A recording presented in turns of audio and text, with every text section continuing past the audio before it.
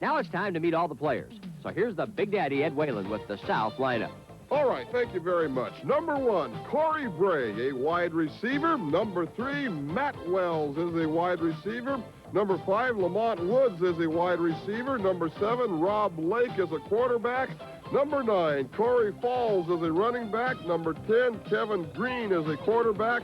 Number 17, Tate Mirror is a defensive back. Number 21, Kevin Nice is a wide receiver. Number 22, Scott Harden is a defensive back. Number 25, Rod Mingus is a defensive back. Number 24, Paul Jensen is a wide receiver. Number 28, Darrell Flora is a defensive back. Number 32, Greg Fogel is a running back. Number 34, Dave Coonard is a running back. Number 35, Jason Eld is a running back. Number 41, Darren Causey is a linebacker. Number 42, Greg Limhouse is a linebacker. Number 44, Mark Jones is a tight end. Number 45, Travis Sido is a linebacker. Number 46, Rich Rule is a linebacker. Number 50, John Winetta is a linebacker. Number 51, Ray Shellhorn is a center. Number 52, Conrad Coffey is an offensive lineman. Number 54, John Nance is a center. Number 62, Marcus McCloskey is an offensive lineman. Number 65, Jim Blake is a defensive lineman. Number 67, Jim Malcolm is an offensive lineman. Number 68, Brad Simmons is a defensive lineman. Number 71, James King is a linebacker. Number 74, Les Filippo is an offensive lineman. Number 75, Ben Barber is a defensive lineman. Number 77, Jason Gillum is a defensive lineman. Number 78, Kyle Ramsey is an offensive lineman. Number 79, Derek Edmondson is an offensive lineman. Number 88, Chris Hunter is a tight end. Number 91, Aaron Malinowski is a linebacker. Number 93, Jamie Faulkner is a defensive back. The team manager is Jeff Bell. The equipment manager is Aaron Wagner. Your coaches are Skip Raish, Randy Wagner, Ray Patrick, and your head coach is the great Thurman Bell from Roseburg, and your honorary captain is Michael Rybell. Okay, Ed, now let's take a look at the North lineup. Back to you. Okay, number 1, Mike Glaze, a wide receiver. Number 2, Kyle Gary, a defensive back. Number 3, Ray Watterson, a defensive back. Number 4, Andre Jackson, a running back. Number 5, Danny Langsdorf, a quarterback. Number 7, Jacob Johnson, a wide receiver. Number 11, Danny McGinley, a quarterback. Number 20, Keith Macon, a wide receiver. Number 27, Aaron Olson, an outside linebacker. Number 30, Jason Paloma, a tight end. Number 33, Todd Hunter, a fullback. Number 35, Scott Heron. Number 40, Darren Jordan, a defensive back. Number 42, Chris Moore, a defensive back. Number 44, Jeremy Asher, a linebacker. Number 49, Matt Lassard, a running back. Number 50, David Hildebrand, an offensive lineman. Number 56, Lance Oliver, a linebacker. Number 60, Chris Biko, a linebacker. Number 62, Jared Rockwood, a defensive lineman. Number 65, Chris Bork, a center.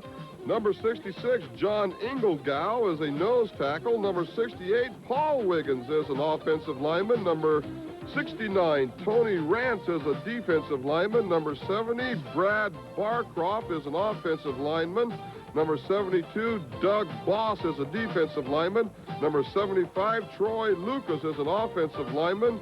Number 76, Jim Lyle is a defensive lineman. Number 77 is Tim Camp, an offensive lineman. Number 78, Jeff Wallace, an offensive lineman. Number 79, Trevor Highfield is a defensive lineman. Number 80, Corey Murphy is a wide receiver. Number 81, Anthony Deloney is a defensive back. Number 82, Mike Henderson is an outside linebacker. Number 83, Anthony Rodriguez is a defensive back. Number 88, Brian Peterson is a defensive back. Number 93 is Mike Bellrive, an outside linebacker. Gavin Stanley is the trainer. Sean Dillon is the manager. Here's your coaches, Gary Stouts, Ed Burton, Bill Dressel. The strategist, Craig Haston from Taggart, is the Norse head coach, and Brian Savage is the honorary captain. Thanks, Ed. Well, that's the players, so don't go away. The kickoff is coming up in about 2 minutes. And don't forget, you can make a pledge anytime throughout tonight's game. Getting to know the children at Shriners Hospital is a rewarding experience. For those of us who work here at Shriners, we'd like to thank you for your continued support. If you're concerned about what will happen to Oregon's trees, the truth is, of the millions and millions of trees in Oregon's vast national forests, only one tree in every 200 may be cut each year.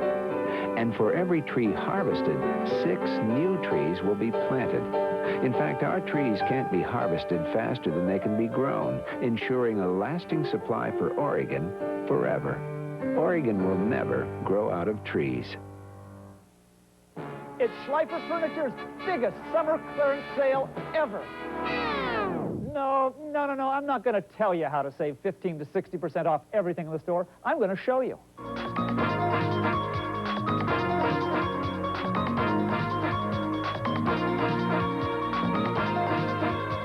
See what I mean? If you like those savings, you'll find even more at Schleifer Furniture's biggest summer clearance sale ever. It's going on now at Southeast Grand Avenue at Stark. I made the celebrity choice and saved 50%.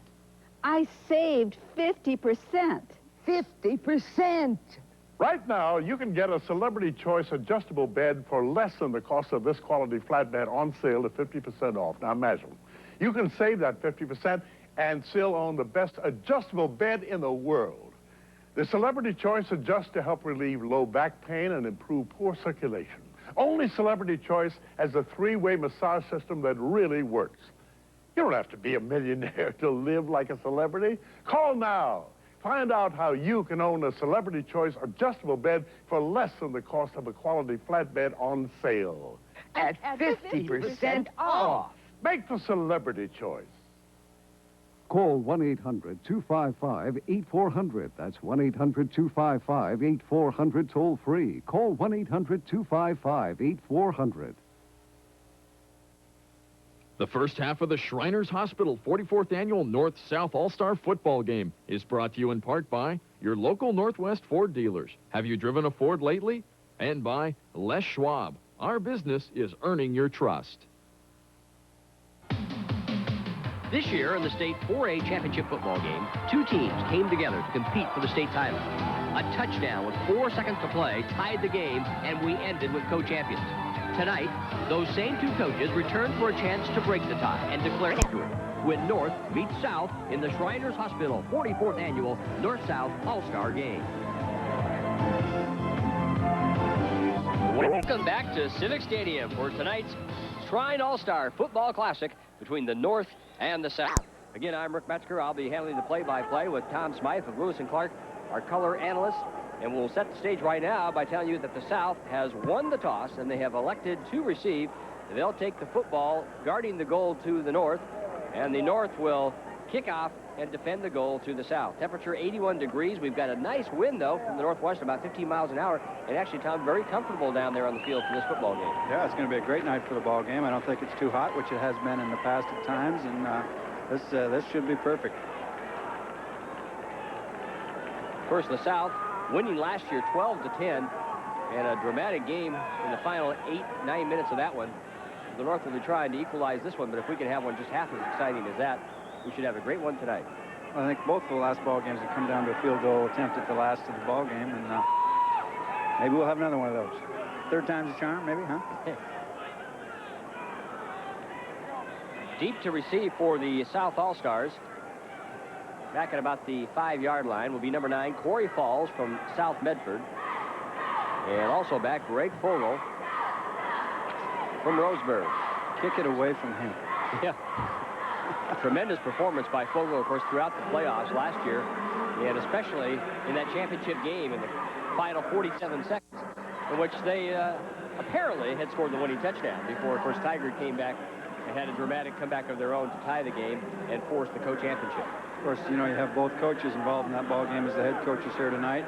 You got a lot of those players, too. I believe there's 9 kids from Roseburg and Tiger involved tonight, so there will be a little bit of remembrance going on. I think they're anxious to try to settle that tie. So it's called war and remembrance. And one of the key players in that game. Jacob Johnson, who caught the tying touchdown with 4 seconds to go, set to kick off. He has the okay from the official, and the 1991 All-Star Shrine Football Classic is underway. Vogel takes it at the 10-yard line, finds an opening for a while until he is hammered by a host of North All-Stars. They'll probably give him forward progress to about the 14-yard line, where the South will take over. First down and 10 yards to go. 57 yards on the kick, 10 yards on the return. Well, so much for kicking it away from Greg Fogel. That was a great job of coverage. Johnson kicked that ball awful high, and kids did a great job getting down underneath it. I'm sure Greg Fogel will make his presence known before very long. Outstanding running back and an outstanding young man as well. So South will start on offense. And there's a look at the front line for the South offensive unit. Vogel, of course, will start at tailback, wearing number 32. And the quarterback will be Kevin Green out of Ashland. An outstanding career he had at Ashland. Of course, the head coach of the South All-Stars saw a lot of him. So first down, 10 yards to go. First play from scrimmage, the 1991 All-Star game. It's a fake to Vogel. Green rolling out, looking for his receiver. He hits him right in the hands, and he drops it. At the 15-yard line, who knows, perhaps a little early game nerves by Darren Cossey out of North Salem. Had the ball at the 14-yard line, and whoop, can't hold on to that baby. Sometimes that happens, but Chris Moore from Sunset was right there to make the play, and it would have been a short game, but that young man will catch the next one. I think he was looking upfield before he had that. Might have been looking at Chris Moore. Yeah, that too. So we still got second down. Vogel this time to split in the slot to the top of your screen. Wide receivers top and bottom. Green the quarterback. Long setback, and Green is putting it up. Underthrows his intended receiver, number 24, Paul Jensen out of Lebanon. Well, Thurman had said he's going to open it up a little bit. And of course, the quarterback, Kevin Green, played at Ashland, and they ran a one-back offense and threw the ball all over the place. So I'm sure he's trying to accommodate him a little bit with his offensive strategy. Now Thurman said, all right, I threw 2 passes. They didn't work. We're going to start running that down the gut. Well, we may not see many more yet. If they don't start completing them, we won't see much more of that. That's true. Third down, 14 yards to go. Or, excuse me, 10 yards to go at the 14-yard line. I formation. Vogel the tailback in the eye. And Green calling the signals quarterback. Draw. And off to Vogel. Vogel's got good hole. Fights for a few extra yards, trying to get up for the first down.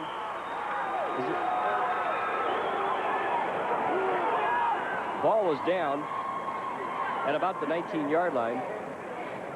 Northers hoping to grab the football at that point. But the South has it, but they'll have to boot that baby away. About 5 yards short. Vogel had a good opening for a moment. Well, he did. You know, and closed up quickly. Roseburg has run that draw on 3rd and long for as long as Thurman Bell's been the coach there. You know it's coming, and about half the time it breaks open anyway.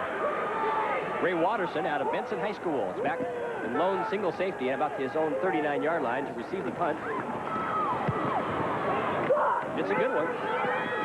Good coverage downfield. In fact, I think it almost hit the foot of the defender. And rolls out of bounds at the 27-yard line. Well, so we'll get our first look at the North's offensive scheme. We'll do that in a moment, though. We'll be back with more from the Shrine All-Star Football Classic. No score, 13 minutes, 52 seconds to play in the first quarter. We'll be right back. There are a bundle of reasons that make the Ford Taurus wagon a safe choice. Like the innovative ABS anti-lock braking system that helps deal with emergency stops. There's the airbag, speed-sensitive power steering, child-proof locks, and a smooth, quiet ride. And you have to admit, it looks like it belongs in your family. But this beautiful bundle doesn't have to cost one. Drive it at your local Northwest Ford dealer.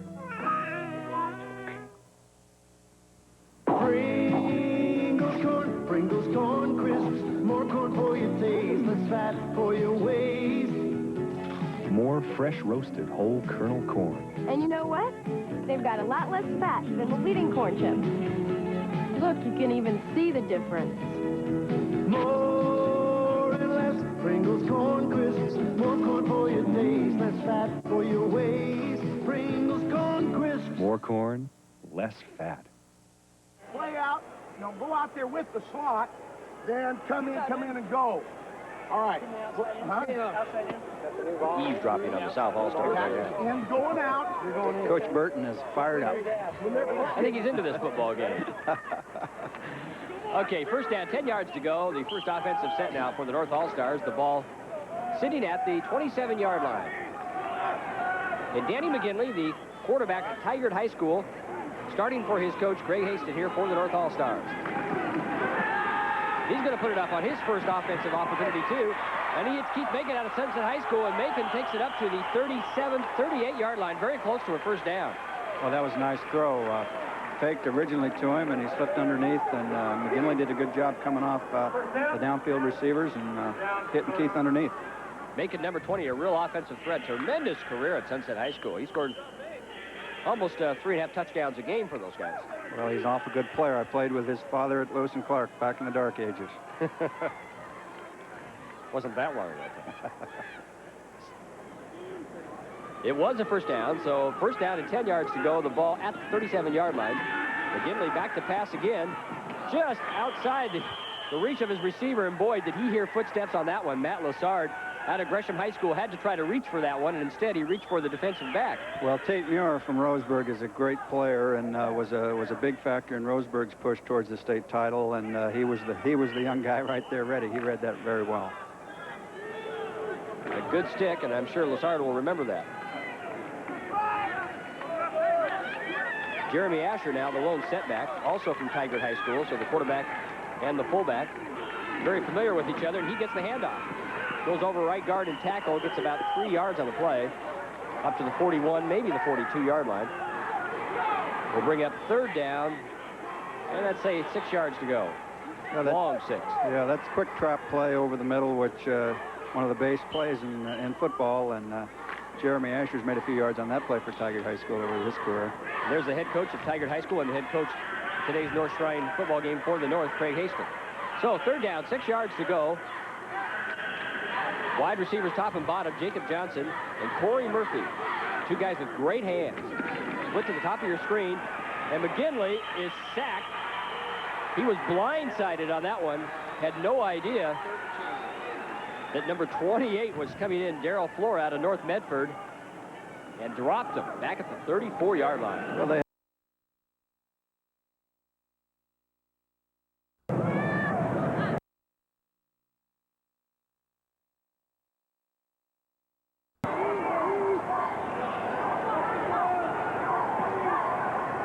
Kevin Green out of Ashland is the quarterback. And Fogel again is set in the I formation as the tailback. Hands off nose to the first man through, number 41, Darren Cossey out of North Salem. Darren takes the football, maybe for a half-yard gain. The North defensive front looks pretty physical to me. It looks like of course, it's a little early to tell, but at this point, they look to be capturing the line of scrimmage. For the first time in a few years, I think, Tom, that you actually have a bigger interior line for the North than you do for the South. Yeah, that's true. Again, I formation, only this time, a different man in the tailback. Corey Falls out of South Medford is in the I. Fake to the fullback, and this is going to be a quarterback keep, and Green has an opening up to about the 32-yard line. Only about a yard shy of a first down. Well, that was a good scramble by Kevin Green. You're going to see him here looking, the receiver's well covered, and he's a great athlete and takes off. I saw him play a couple high school games in the playoffs this year, and he is a fine, fine athlete. Played a little linebacker for him, too. That's a combination. Quarterback and linebacker. Yeah, Skip Vanderpunt. Remember that name? Yeah. There's a guy that was a quarterback in high school, was an All-American linebacker at Oregon State a year or two ago. I guess he figures if he's going to take some licking, he's going to dish them out once in a while, too, so put me on the other side of the ball. He's certainly physical enough to do it. It looks to be just a hair shy. You can see it on your screen. Decision time, not yet. Third down, so we'll see if they play conservative and just take it up the middle. Come on, Blue! Well, you saw a picture of Randy Wagner from South Salem on the screen, and he was a little worried about being overmatched up front. We'll see if that comes true. Cossey and Fogel, the running backs, behind Kevin Green. Fogel, the tailback. Wide receivers top and bottom, and Fogel gets the pitch, and he looks to have the first down. He gets across the 34-yard line up to about a good yard past the stick, and there'll be first down and 10 yards to go for the South All-Stars. So the first down of the contest goes in favor of the South. Well, they didn't need much. Greg came off a block, made a good play, actually made the first down on his own. Good second effort run. Lamont Woods out of Corvallis, split to the top of your screen. Again, Fogel, the tailback behind Green. Fake to Kasi, Green back to pass. He's hit just as he releases the football. He was in the forward motion. The North would have hoped to have fumble on that one, but he was just getting ready to throw the football when he was hit. Well, that was another case of, here we go. Good job. Two offensive linemen couldn't handle that nose guard, that big nose guard from the North. Nice play. You can't have pressure like that and throw the ball very effectively. Of course, sending a message to Kevin Green, too. Well, you better get that baby off a little quicker. Maybe you're hurrying him a little bit more in his next opportunity. Fogel now goes into the slot. Kasi's the lone setback behind Green. Second down, 10 yards to go. Man in motion, Kasi. Green being pursued again, but somehow Fogel comes back and makes the catch. Finally run out of bounds at about the 32-yard line. It looked like there was at least a couple of North defenders that may have picked that ball off. Fogel came to where the football was and salvaged the play, even though it was not good for any gator. Well, that's a middle screen that got tipped, and that ruined the timing for the play, and Greg did a good job just getting a hold of the ball and getting back close to the line of scrimmage. But it brings up a third down, almost 11 yards to go. The ball at the 33-yard line. Roseburg draw, third and long. Could be right. Kasi and Fogel, the setbacks. Behind Green, wide receivers top and bottom. Fake to Fogel this time, and Green is going to put it up. And Kasi, coming out of the backfield, makes the play and takes the football right at the stake at the 45-yard line. We'll see where they spot it, but it looks like it's going to be a first down. And it is. Just inside the 45-yard line. First down, 10 yards to go for the South on a 3rd and 11. Okay, fake the draw on 3rd and long, Thurman. That's why Thurman Bell's in the state finals all the time. Heck of a football coach, I tell you. But he was thinking. Yeah, he was thinking. Yeah, somebody talked him out of it. Turned out to be a great play. Fogel now in the slot on the short side of the field. On first down and 10 yards to go from the 45.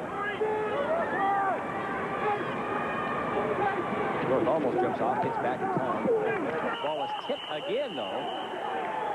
And they've got some big buddies in there. Yeah, that's another tip ball. I believe that was Jared Rockwood. But right now, the North defensive line has got the handle on the South offensive line at this point, although the South made a couple of first downs in this drive. Well, the Green is 2 for 6, and it seems like the only way he's going to have success throwing the football at this point is when he uses his athletic ability to roll out and find the receiver. Because in the pocket, he just doesn't have any time at all. Yeah, that's right. Play action, get him outside, and let him be an athlete.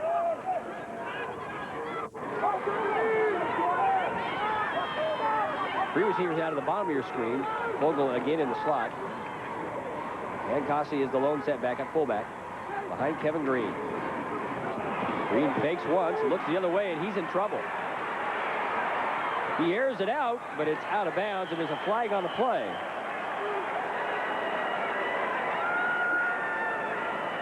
Well, we're going to get a pass interference call one way or the other there.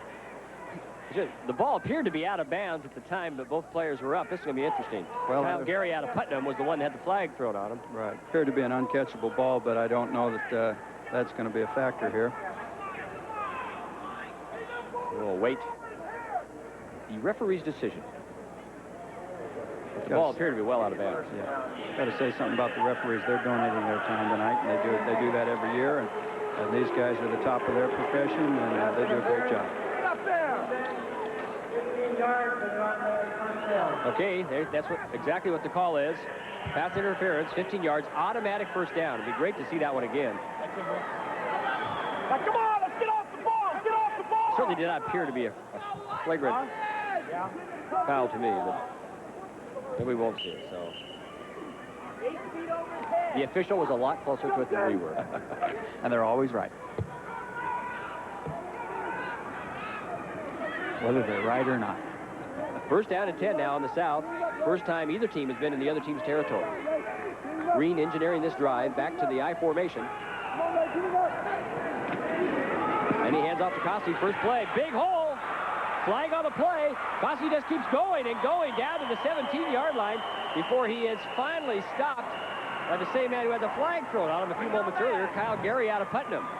Darren Cossey out of North Salem, 23 yards, big hole right up the middle. Well, that's that quick trap play again that the North used for a few yards with Jeremy Asher, and that's same play, same action, and a heck of a running job right here. The only problem is, of course, because of that big North defensive line, you may have to hold once in a while, and I think this one's coming back. We saw the flag go, and they're calling holding. To look right to the bottom of your screen there. Looked like it. Was the foul, and that's going to bring the great gain back. Who was it called on? The officials are downsizing it up. Thurman is not exactly pleased on this. Hey, look, he doesn't hold. That's a trap. Hey, Terrence, you're okay. It's a trap. We don't hold on traps. Thurman never gets emotional in the ball game, so. So that takes the football back to the mid-stripe at the 50-yard line. It'll still be first down, but this time 20 yards to go, negating that 23-yard gain. Well, I think both teams are loosening up a little bit right now.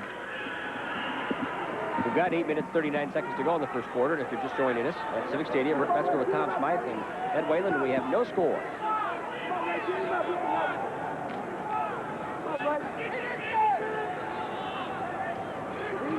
Kevin Green out of Ashland, hands off to Greg Fogel out of Roseburg, and Fogel has a hole. Down to the 44, maybe the 43-yard line. A good gain on 1st and 20. Gets back a lot of that lost yardage. Well, that's that tailback counter play that's so prevalent now in football. And he's got a good block up front, sprung him through, and we got 2nd and 13. So a good effort on first down as you look at the south sidelines. Matt Wells of Ashland split to the bottom of your screen. His teammate Kevin Green, the quarterback.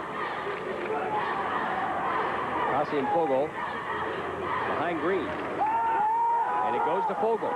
Fogel doesn't have an opening, breaks away, finds one, creates one on his own, down to the 33-yard line, where he's brought down by the North's Ray Watterson out of Benson High School. Well, you can see the draw, the deep draw, lead draw, and Greg breaks it outside. There's nothing up inside. He uses his speed and his good peripheral vision, and he makes a fine gain out of that play. Fogel already with 23 yards on 4 carries. Not a bad average. It's just about 6 yards a carry. We have 7 minutes, 8 seconds to go in the first quarter. No score between the North and the South. We'll see what happens when we come back.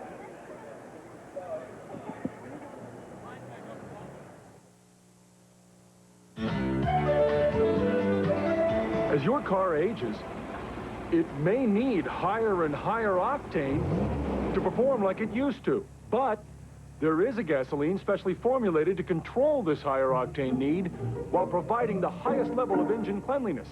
Texaco System 3. You'll get great performance in every octane grade. Still think all gasolines are the same? First, toothpaste came in tubes, then in unsqueezable pumps. Now, there's Neat Squeeze from Crest. Squeezes easily like a tube with the control of a pump and a pullback feature that makes brushing a lot less messy and a lot more fun. The new Neat Squeeze from Crest. Before I switched to Fix-It, Jones Peanut Crunchies only look delicious. Fix-It and forget it. Fix-It is the strongest holding denture adhesive you can get. It even stands up to the hottest liquids. For the strongest hold, Fix-It and forget it. Thanks for joining us here on Coin TV for the North-South Shrine All-Star Football Classic. You know, Coin TV is the place for all the action at this year's Fred Meyer Challenge as well. Watch Tee to Green coverage August the 18th and the 25th at 8 o'clock on Coin TV. The Fred Meyer Challenge. Back here at Civic Stadium, 3rd down and 3 yards to go for the South All-Stars. They've had this football for 4.5 minutes on this drive. Green hands it off to the tailback. Does not have an opening right away. Creates his own and gains a first down to the 23-yard line. Well, that's Corey Falls out of South Medford High School, and he's a fine back, giving Greg Fogel a spell of relief there. Broke a couple tackles, and we got a nice drive going here. Opening closed up right away, bounced off, found it opening to the right side of the line, created his own down at the 23. The South team's quickness might be taking advantage right here. Squirts by 2 defenders and gained another 4 yards on that play. First down, 10 yards to go. Ball at the nose at the 23-yard line. Falls stays in at tailback. Green has the man in motion, and Falls gets the football again. Tries to follow his fullback off left tackle. Gains about 3 yards, 4 yards on the play. Well, you're seeing the power offense, the double tight end, wingback, Roseburg's goal line type attack, and pretty good gain on first down that close to the goal line. Just inside the 20-yard line. Four down territory. 6.5.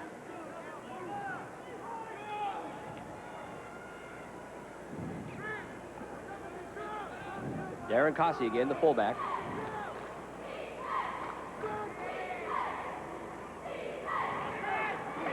Man in motion, but Falls gets the football. Great effort at the line of scrimmage. The hole he was looking for was not open. He juked to the left and just blasted that baby right up the middle, taking it all the way down to the 6-yard line. Corey Falls out of South Medford. He's heading, by the way, to the University of Montana after this game. You'll see a nice cut right here. Back up the middle. Somebody misses, avoids another one, and bounces off a couple, and we got first and goal. So the South All-Stars are knocking at the door. First down, goal to go, the ball at the 6-yard line. Ball stays in at tailback. Doing a great job. He just came in on this series.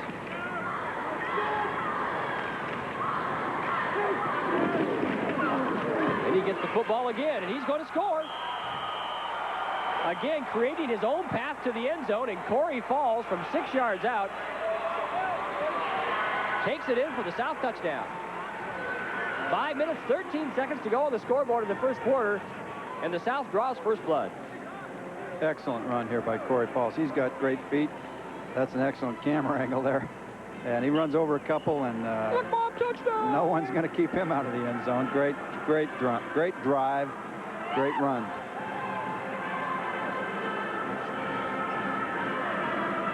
So the South will attempt the point after touchdown. Try to make that 7 on the board.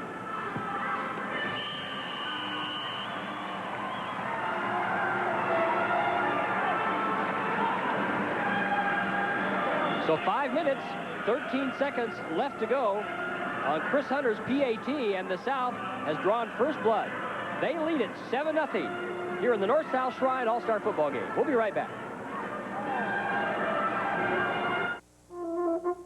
Nobody wants a car that drives like this, because this is what it can do to your tires.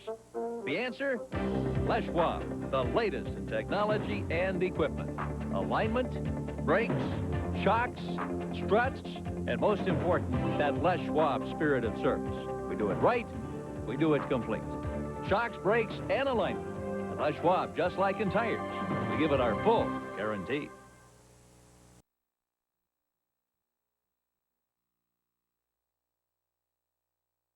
Holes, and just that last drive was all our offensive line. You cut your hair yourself? No, Greg Fogel did this for me. I'd beat him up if I was you, man. Okay, let's go to the kickoff. Thanks, Ed. I think Corey was being rather kind. I think he created a lot of those runs on his own. Well, we talked earlier about the North's defensive line doing a great job, but obviously the South solved that problem on that drive. So now the North will try and equalize as the kickoff. Goes all the way back to the 2-yard line. That's Anthony Rodriguez of Jefferson with the football. Hammered and hammered hard at the 16-yard line. So the North will take over. First down, 10 yards to go, now trailing by a 7-0 count with 5 minutes and 5 seconds here to go in the first quarter. 59 yards on the kickoff, 16 yards on the return. As we look at Thurman Bell. Looks like he's trying to get his headset. Well, it's a critical drive for early in the ball game. You're behind 7-0. Got to get something going. Corey Murphy out of Benson splits to the top of your screen. I got 7. Danny McGinley of Tigard is still the quarterback. And his teammate of Tigard, Jeremy Asher, the fullback. Asher in pass protection, trying to go to Murphy. Murphy makes a tremendous grab, but he's out of bounds. A good grab by Corey Murphy, number 80, but the field wasn't wide enough. Well, he should be playing in that Canadian Football League right Be no there. problem. He'd still be running. Nice throw, very well defended, pushed him out of bounds, made him force him up the sideline, up the boundary, and got him out of bounds. So second down and 10 yards to go. The ball still at the 16-yard line. We'll see how the North reacts to this long, successful drive by the South. Keith Bacon out of Sunset High School in the football game. Pitch, though, goes to number 4, Andre Jackson out of Beaverton. And Andre just swarmed out under. Good pursuit by the South. Well, that's Rich Rule out of Roseburg, and he's one of the fine Roseburg Indian players here tonight, and a heck of a job. What you don't want to have happen to you after the other team's had the ball for 5 or 6 minutes and scored on you is take 3 plays and get out of there. That's very demoralizing. So this is a big play for the North team right here. It's third down and 9 yards to go. They definitely do not want to surrender the football this deep in their own territory. Asher, the fullback, behind McGinley. Atlasard Gresham is in pass protection. Goes out for the pass on the wing, but he's going deep to Murphy, and Murphy has to go right through his hands. Corey Murphy was wide open, had it right in the breadbasket, and bingo. Well, Corey Murphy was looking about 70 yards down the field for the tying touchdown. And, you know, he's a heck of a player, and then he's not going to drop many of those, and hasn't in his career. But that was the tying touchdown. There was some kind of a mix-up in the secondary, and Danny McGinley put that ball right on target. Let's see how they react to a little misfortune here. Corey Murphy's a great kid. Visited with him a couple of times at practice.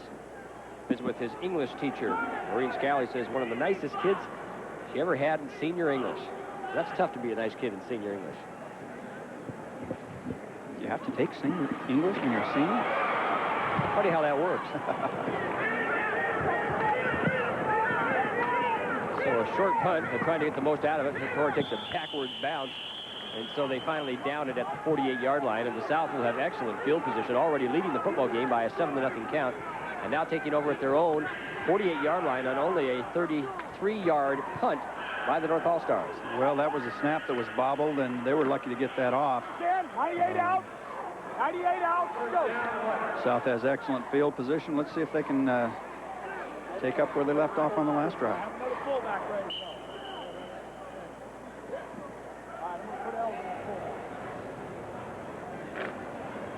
Of course, the South won last year in that dramatic finish by a 12-10 count. Would like to add to that today. Green is still in at quarterback. Greg Fogel back in now. He's in the slot to the top.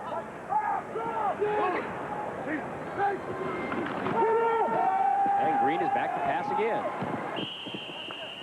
It's low and out of bounds.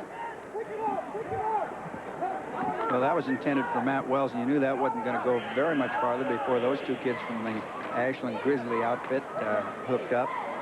Well covered by the North defensive back. So second down and 10 yards to go. Ball still at the 48.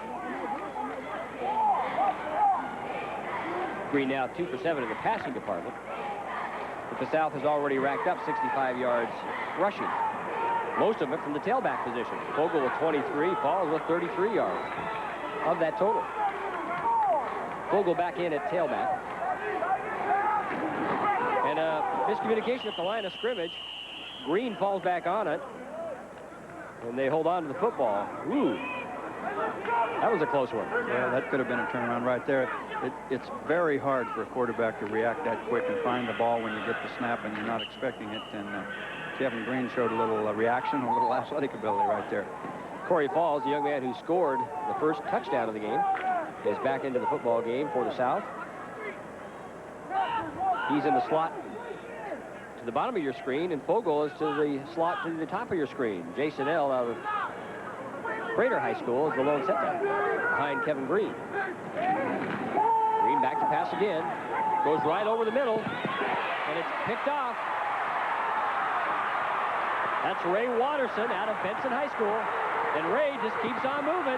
Finally runs out of turf at the 30-yard line, and a flag goes out as he goes out at the 29-yard line. Well, I'm sure we're going to get a replay of this. That ball was thrown just a little late. Kevin finally got enough time to go downfield with the ball, but thrown a little late, looked a little too long in the same spot, and this is a fine run right here. 35-yard return of the interception. And here you're looking at it, and there's a flag at the end of the play.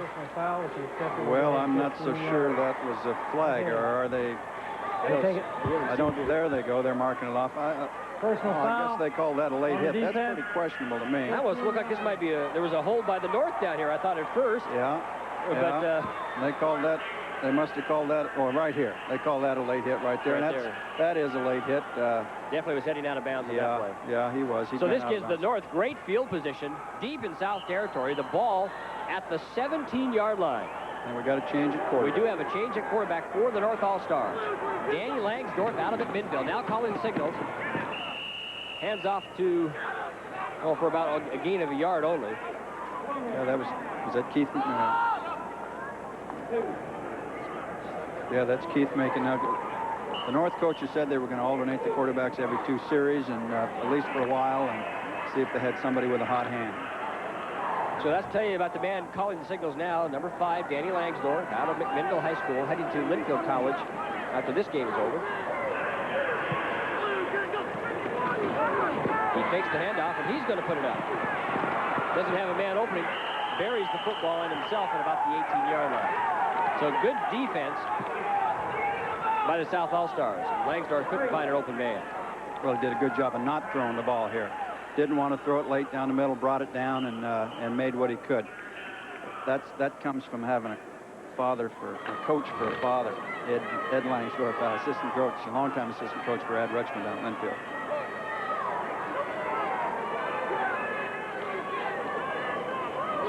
Andre Jackson of Beaverton is the deep man in the eye, and he fakes the handoff to him.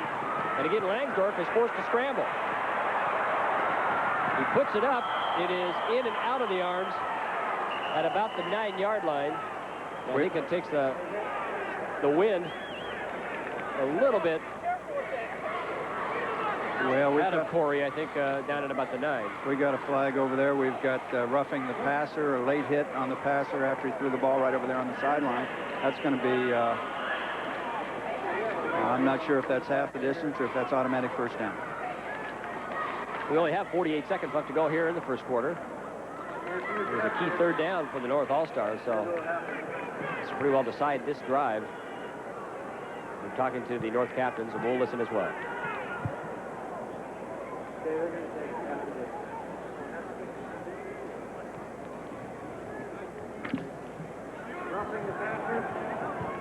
Roughing the passer, you called it, Tom. So that'll take the football inside the 10-yard line. Looks like they're going to mark it about the 9.5.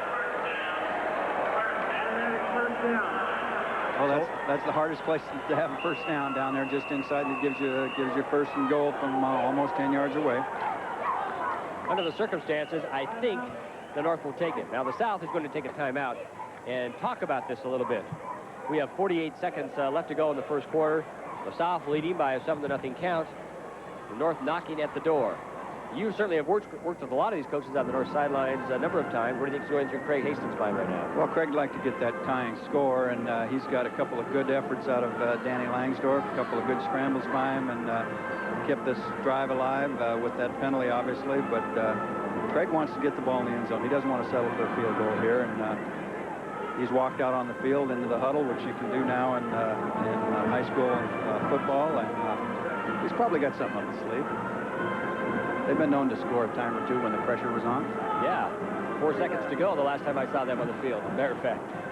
I'll tell you, one of the fun things to do is coaching this football game, because you get to coach with guys that you coach against in your career in the high school season, and it's really a whole lot of fun to get together with those guys. And you have the same kind of camaraderie going with the guys on the other side of the field here, too.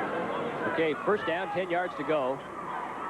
After the penalty, that's the third penalty, 35 yards now, assessed against the South. Langsdorf, the quarterback.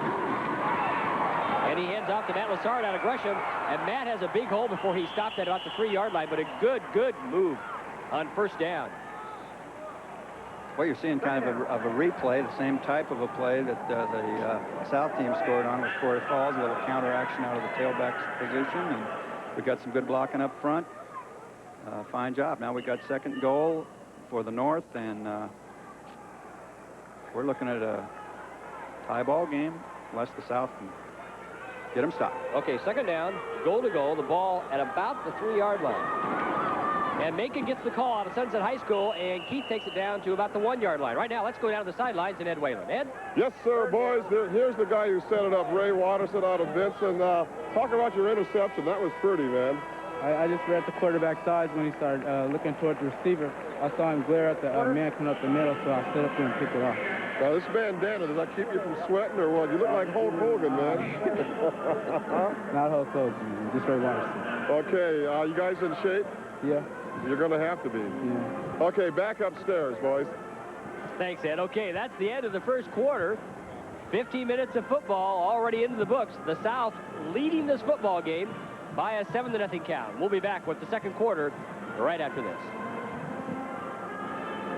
I need to say something at this point about the length. In its time, a room like this was considered a showplace. But compared to the kitchens you see today, it looks old, dull, and boring. Well, if your kitchen looks like this, Sears authorized cabinet fronts can give it a fresh new look as easy as 1, 2, 3. 1, we remove your old doors and drawer fronts and throw them away. 2, exposed frames and sides will receive a rich-looking, high-quality laminate. 3, new custom-made doors and drawer fronts are installed on your existing wood or metal cabinets. All this can usually be done in less than 72 hours without the inconvenience and expense of completely remodeling. Because your existing cabinets stay in place, you'll enjoy significant savings over the cost of totally replacing your perfectly good cabinets. Sears installed cabinet fronts are available in a wide variety of the latest decorator styles and colors. Additional cabinets and countertops are also available. Every door and drawer front is custom made to your exact measurements and professionally laminated to stay looking great for years to come. Best of all, you can be sure that Sears and their authorized contractor will continue to stand behind the quality and craftsmanship of every job. Call right now and you can save $600 on Sears installed cabinet fronts. Plus, with your free in-home estimate, you'll get a 40-piece set of freezer to microwave containers, absolutely free. To get a free in-home estimate, just call this toll-free number. A Sears authorized contractor will help you select a style and color that's just right for your home, show you convenient credit plans, and provide quality, professional installation. You spend more time in your kitchen than any room in the house. Let Sears installed cabinet fronts make it the beautiful kitchen you deserve. Call 1-800-368-7755 now to arrange for your free in-home estimate on Sears installed cabinet fronts. For a limited time, you can save $600. And with your estimate, you'll get a 40-piece freezer to microwave set free. Hurry, call 1-800-368-7755 now. It's food, music, and a great time. Coin TV invites you to The Bite, a taste of Portland, August the 9th, the 10th, and the 11th at Waterfront Park. Proceeds benefit Oregon Special Olympics. The Bite, August 9th, 10th, and 11th, a great time and a great cause. Another great cause, and we're having a great time here at Civic Stadium. Tom Smythe, Rick Metzger with you. The South leading the North Shrine All-Star Football Classic by a 7-0 count, but the North knocking at the door. Third down, goal to go, the ball at the 1-yard line.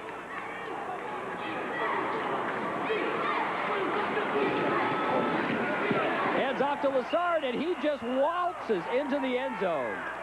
Matt Lassard out of Gresham High School had nothing but green AstroTurf in front of him. Well, Gary Stout's coach at Gresham's had some great running backs over his career there, and he thinks this young kid, Matt Lassard, is one of the finest he's had. Little touchdown, the hit's a little too late. Matt's going to get used to this turf. He'll be playing for Pokey here at Portland State in a couple of weeks. 17-yard drive, 5 plays. Time of possession, 2 minutes and 13 seconds. Matt Lassard, you see, getting the congratulatory slaps on the helmet by his teammates as they try and tie it up with the point after touchdown. Jacob Johnson with the boot. And it's good. With 14 minutes, 55 seconds left to go until halftime, the North and the South are all knotted up at 7 apiece.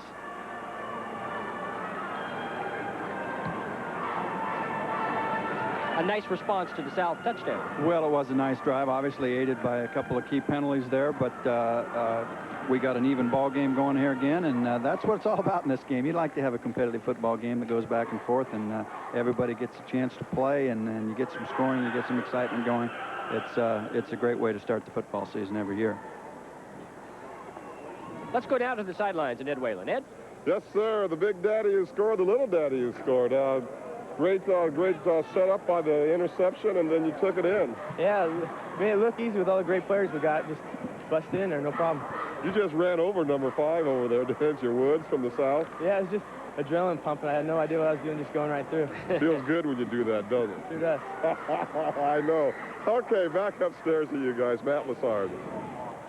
Thanks, Ed. What do you mean, Ed? You know, you never scored a touchdown in your life. He dreamed about him from the other side of the line. All the There time. you go. There you go. There's the kickoff, and Greg Fogel has the football, and he's trying to escape, but he has about 5 North pursuers, and finally dropped at about the 11-yard line. And he's complaining to the official, I think, and if I'm not mistaken, it looked like he almost had a face mask grab him at about the 8-yard line, and I don't think it was Probably not intentional, but I think it was there. Yeah, it doesn't have to be intentional in this game, and I think Greg has a reason for complaint right there, but they've covered the kickoffs very well. 59 yards on that kickoff.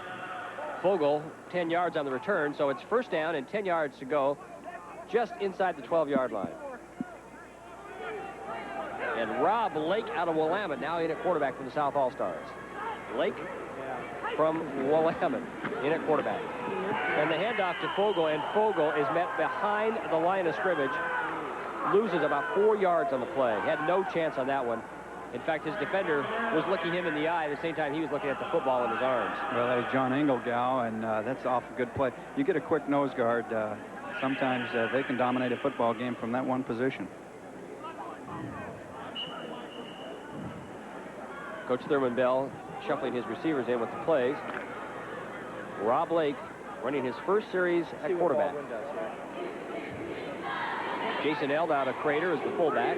Fogel in at tailback. Deep in their own territory with the game tied at 7. It's a fake to both men, and Lake's going to put it out. Has a man wide open, but it's picked off because it was not in the right position. And we've seen him before. Ray Watterson, touchdown. We have an early candidate for player of the game, Ray Watterson. From Benson High School. Take a look at Lake now. His receiver was overshot by about 4 yards, and Watterson was simply there to pick it off. It's like picking cherries off the tree. And he's heading to the barn. Well, you don't want to make a mistake down there in that end of the field. You can see the ball wobbling. Rob didn't get a good grip on that football before he threw it, and paid the price.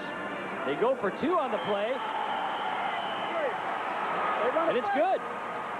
It's gotta be a win! Darren Jordan out of Sunset High School, the recipient of Jacob Johnson's toss. Johnson has a very good arm. As you know, he plays wide receiver as well as doing the kicking chores for the North. And Darren Jordan had nothing but the lines on the field guarding him in the end zone. And they take the lead. I guess we don't have to worry about a tie right now, do we? Well, is it legal to run a fake kick this early in the game? My goodness, they're trying to win the game. You just never know about these guys, do you, Coach? Well, they're having a lot of fun. One thing about a Shrine game is you get to practice all those things that you'd never do during the regular season. You don't have enough courage. But and the kids come up the sideline and says, Coach, we got to run it. We got to run it. Right? That's right. Well, they practiced that, I'm sure, for a couple weeks, and they decided, by golly, we're going to run it. And those are the kind of things that you game plan. You plan on doing those on Wednesday night before the ball game. You get those kind of things figured out. Make that decision then, and then it's taken out of your hands on game day. I mean, you're just going to do it. Well, Ed's getting a regular guest down there, and Ray Watterson. I think they've hooked up again, Ed. Yeah, Ray and I have this down now. He does something good, and then he comes over here and talks to me. Hey, talk about the second interception there, buddy. Well, it just deflected, I guess. And I just came in on it and tried to do my best to get into the touchdown. Well, where are you going to college? Western Oregon. I don't think you need to. I think you just go right to the Redskins from this Shrine game. You can just take over for Darrell Green. I wish I could. Yeah, you might. One more, and I think you're gone, buddy. I'm going to try for that third one in. Okay, there you go. I think Ed's bucking to be his agent here, huh? Western Oregon. How about Lewis and Clark? Let's have a late recruit here. Yeah, let's talk about that. It sounds like he's vacillating. Here's the kickoff, and it goes to the up man, Corey Falls. And Falls has a few yards before he's finally stopped at the 25-yard line.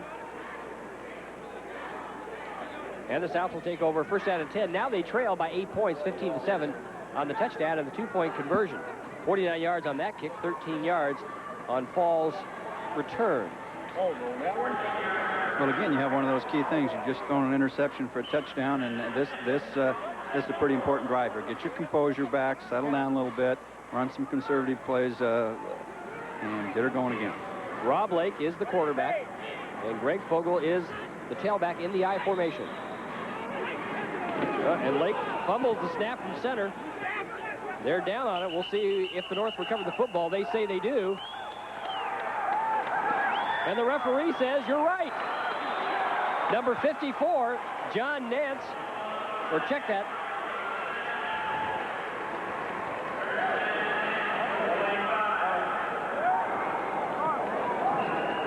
'54, Noel Tierney, Marshall High School.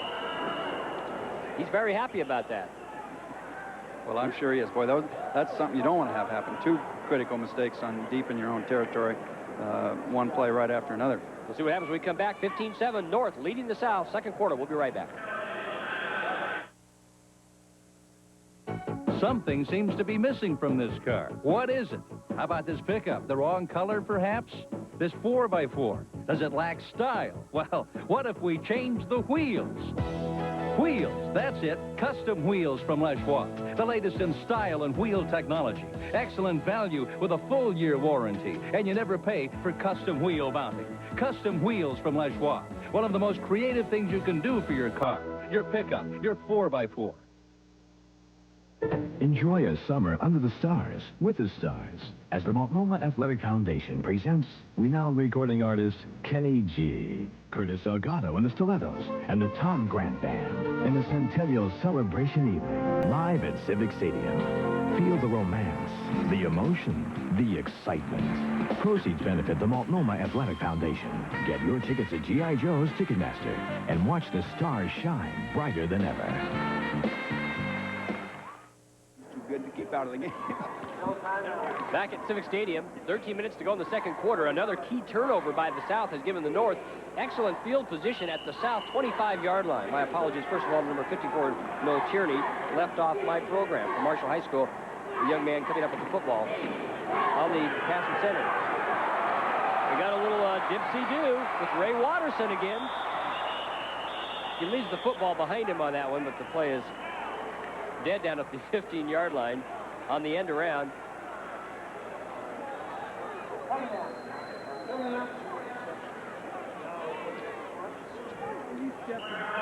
Not bad. 2 interception returns for 61 yards.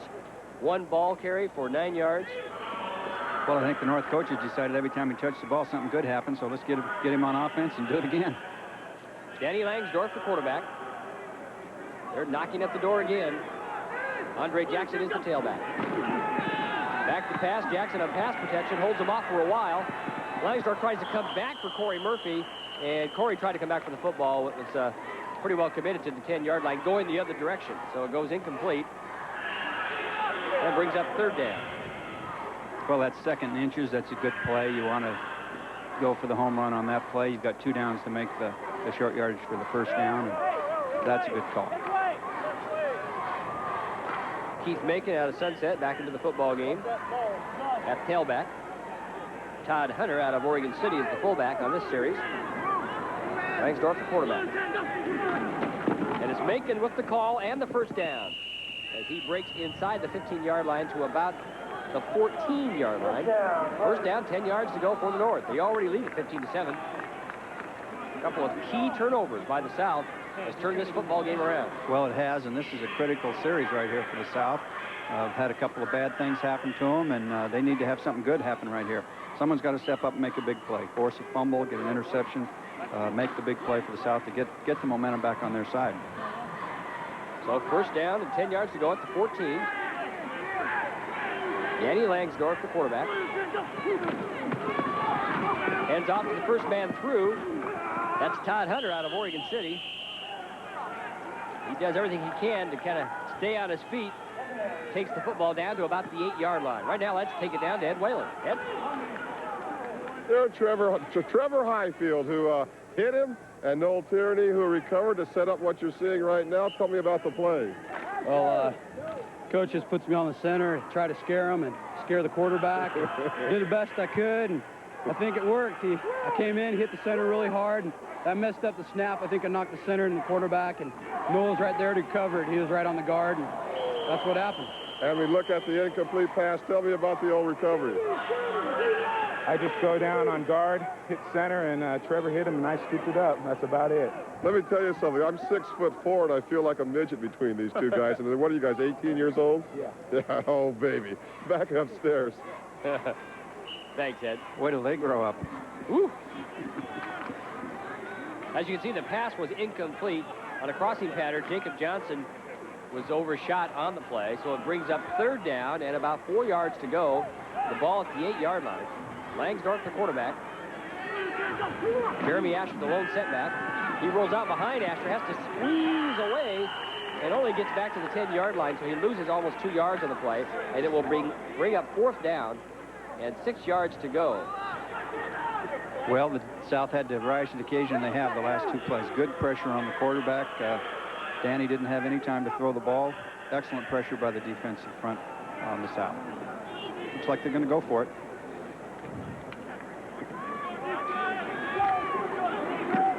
Interesting call. They've got a good kicker. They sure do. They may throw the ball to him now. He's also a good receiver. We're talking to Jacob Johnson at the top of your screen, number 7 out of Tigard High School. Langsdorf, the quarterback, and he rolls back. He looks at Johnson. Johnson breaks inside. The pass goes outside. I think we had a little miscommunication on that. Well, we sure did, and you know, you don't point fingers at either one of them, but obviously there was a miscommunication there. The ball was well thrown, and the receiver was uncovered in the wrong spot. And the South, as you mentioned, rises to the occasion. North 15, South 7. We've got 10 minutes, 22 seconds to go until halftime. Tom and I'll be back right after this. There are a bundle of reasons that make the Ford Taurus wagon a safe choice. Like the innovative ABS anti-lock braking system that helps deal with emergency stops. There's the airbag, speed-sensitive power steering, child-proof locks, and a smooth, quiet ride. And you have to admit, it looks like it belongs in your family. But this beautiful bundle doesn't have to cost one. Drive it at your local Northwest Ford dealer. Final Sunday. For Smith's Home Furnishings 45th anniversary sale. Final Sunday. For once-a-year price reductions on furniture, appliances, mattresses, computers, audio, and electronics. Final Sunday. For these low anniversary sale prices, combined with no down payment, no monthly payment.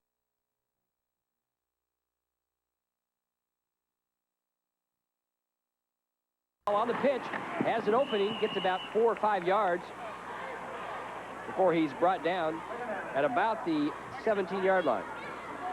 A little quick pitch, a little run and shoot action, a little quick motion, and Corey made a good play. Looks like 5 or 6 yard gain.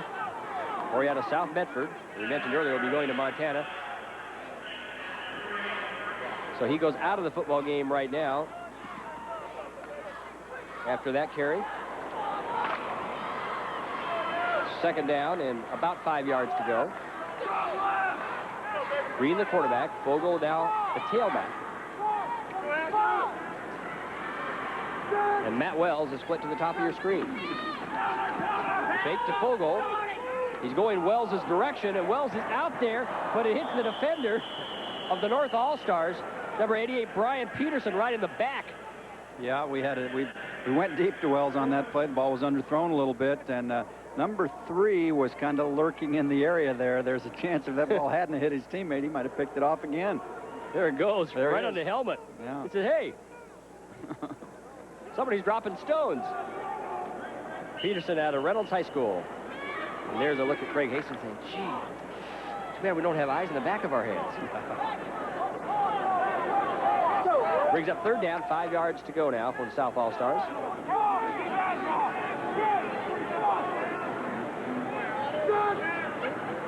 Green calling signals. And he pitches back to Fogle. Fogle hit behind the line of scrimmage and loses on the play on third down. Well, that was a nice play by Jim Lyle. They tried the same play they tried with Corey Falls earlier to the left with Greg Fogle to the right, and there's no room for Greg on that play. And guess who's going deep to receive the anticipated punt by the South? Number 3, Ray Watterson. Well, he's been pretty exciting. Let's see what happens. They've got an uncovered wide receiver out there. Got nobody on him. Let's see if they throw the ball to him. Oh, yep. How'd you know that? Trouble now. That's a little unusual call for Thurman Bell, Coach. Well, that's an automatic. The North team did not cover the right split end of the South. Kevin Green, the quarterback, saw it, made the call. The ball wasn't snapped probably fast enough, and there was a late coverage there by the North. And by the time Kevin got the ball, he had been covered, and they were in trouble. Gutsy call deep in your own territory, and you can see Coach Thurman Bell not exactly pleased, but gives him a pat on the shoulder and says, we'll come back and get him. Well, yeah, he knows that's an automatic, and you go with it. Ball now on the 13-yard line, though, as the North has opportunity knocking once again. Danny McGinley back in at quarterback. And McGinley wants to put it up. And he has his teammate Jeremy Asher at the 10-yard line. Makes the grab, dropped right there, but he does gain 4 yards on the play. Well, those two young kids have had a collision or two before. That's Tate Muir again from Roseburg and Jeremy Asher from Tigard. Awful fine hit right there. Asher coming out of the game, probably just for that play. Gets a few pats on the back. Gary Stouts, one of the assistant coaches from Gresham, grabs him by the helmet and says, good job. Danny McGinley, the quarterback. Under the lone setback, and he gets the football right up the middle. First effort nets nothing. Second effort, another 3 yards. And that puts the ball down almost to the 6-yard line. Well, third down and 3. Yeah, you got to wrap him up on that first attempt, and he bounced off the tackler, made a couple harder yards.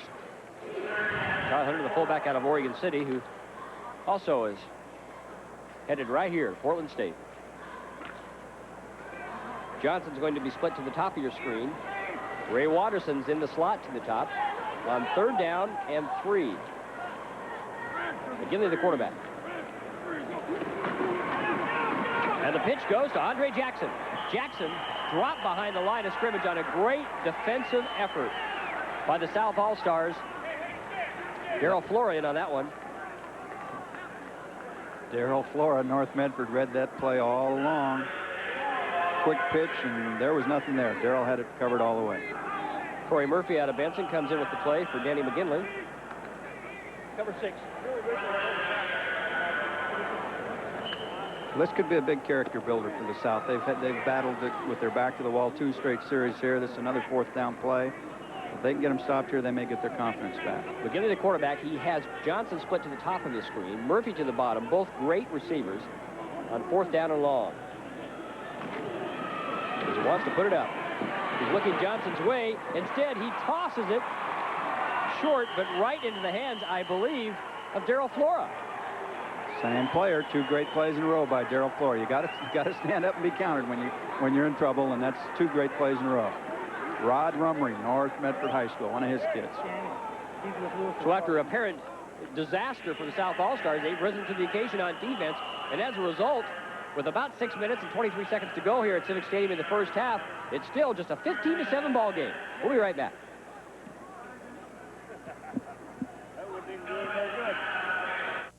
Our national forests are managed for multiple use so that all of the resources are enhanced: the wildlife, the water, the soil, and the trees.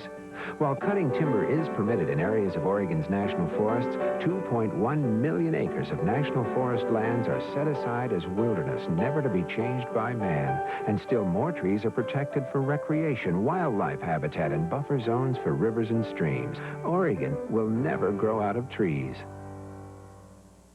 What a sale! Rubenstein's Sale of the Summer. What a selection! The lowest prices of the season on hundreds of beautiful sofas, bedrooms, dining rooms, and more. What a deal! Pay nothing till 1992. No money down, no interest, and no payments till next year. Pay cash and save even more. What a guarantee!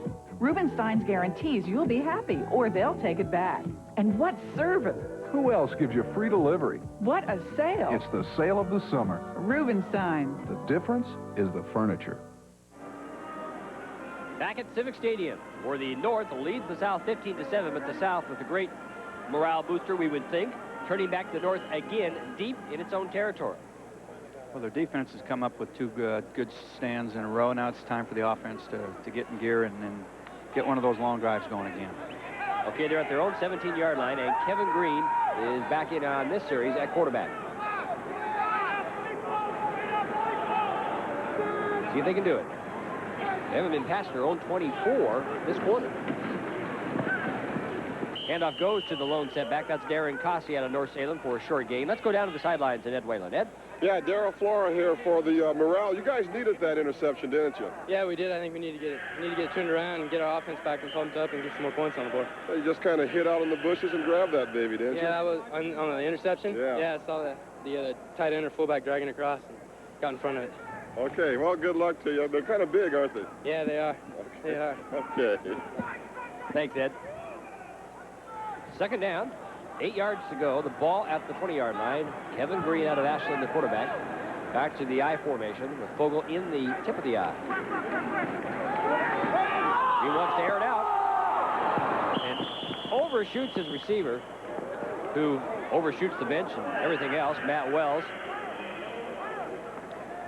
Matt Wells is an exciting football player, and he had a great career down there for Jim Nagel at Ashland High School, and he's going to make a big play for this night's over. It brings up third down on this series. Third down and almost 7 yards to go.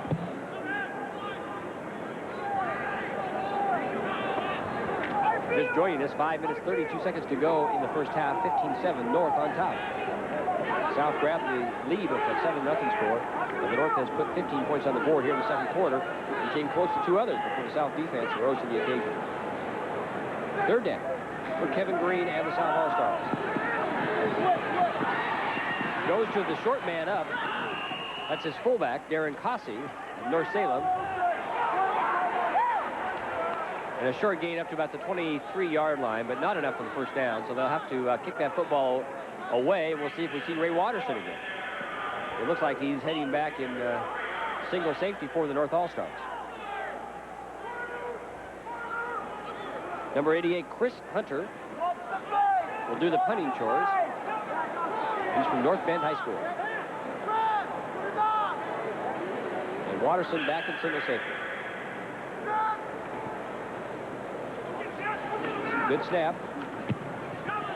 There's a booming punt away, and Watterson's going to have to retreat on this one. Grabs it, fumbles the football, picks it up again at his 30. He's at the 35 and the 40, trying to find an opening, cuts back inside, and turns virtually nothing, perhaps disaster, into a good play. But we do have a flag on the turf at the 32-yard line. Well, he put his hand up right before he tried to make the catch, and I think they're going to call fair catch, illegal fair catch signal. Which that hand has to be up for a long time. You have to wave it. He kind of jabbed it up there, and I think that's what the penalty is going to be. It was a 49-yard punt. A 29-yard return, but it's coming back It's either going to be their ball here, or As Tom we'll Smythe kick it back so here and give you alertly 5 pointed out, yards. and they're discussing the spot of the ball right now. Well, you see that too darn many times with your own players. You know, you get to the point where you can recognize that flag real quick. The white the ball with a first down. Okay. Give it to us, Tommy. Well, that's a penalty that goes back to the previous spot, because the penalty actually was before the ball was caught by the North team. So, in effect, even though it had been kicked, it was not in possession of the North. Automatic first down for the South. Big break right there. Let's see if they can make something out of it. 4 minutes and 31 seconds. That's a huge break. Yeah. We'll wind this, right? Didn't even see it.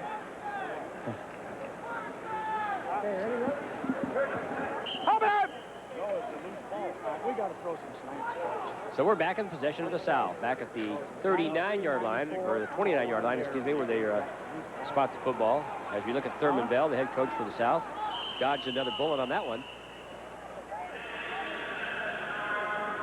The official saying a timeout's being called by the North All-Stars. Oh, we had a little confusion there. We had about 15 players on the field for a while, and then there was about 10, and as they're scrambling back and forth, and the smart thing to do there is call timeout and get... Saying, Coach, are we on offense or defense right now? We got both of them out here. That's right. And that kind of thing can happen during the regular season when you know, after you've had kids for a couple months, and when you've just had them for 9 or 10 days, it's a wonder actually it doesn't happen more often, and that's a credit to the coaches and staffs on both sides. Of course, remember, this game is played for the benefit of the Shriners Hospital for Crippled Children, and you can participate by making a pledge to the Shriners Hospital. There are the numbers on your screen. 256 in Portland, 0065.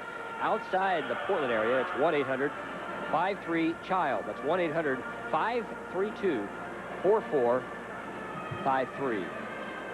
Make a donation to the Shriners Hospital. They do great, great work for the kids in the Northwest. Look at some of the crowd. Some of those fezzes going up there.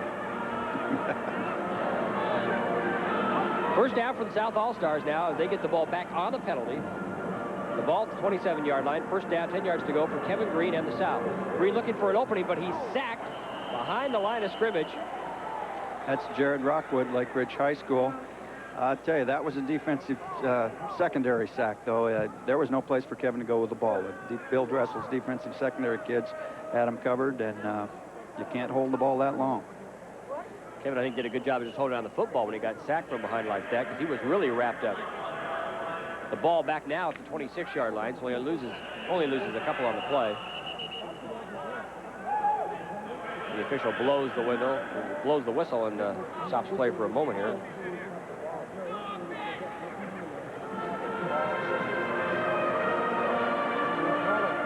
They're disagreeing over something, Tom. Well, they were looking on the ground like a mouthpiece or something. Maybe a contact. Who knows? Yeah, mouthpiece, I think. They brought one there it in is, the yeah. sideline.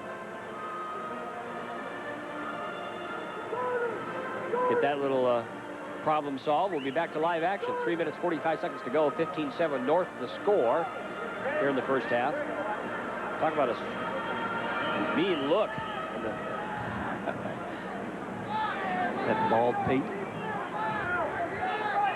I want him smiling at me. Kevin Green, the quarterback, on second down and 11 yards to go. Green back to pass.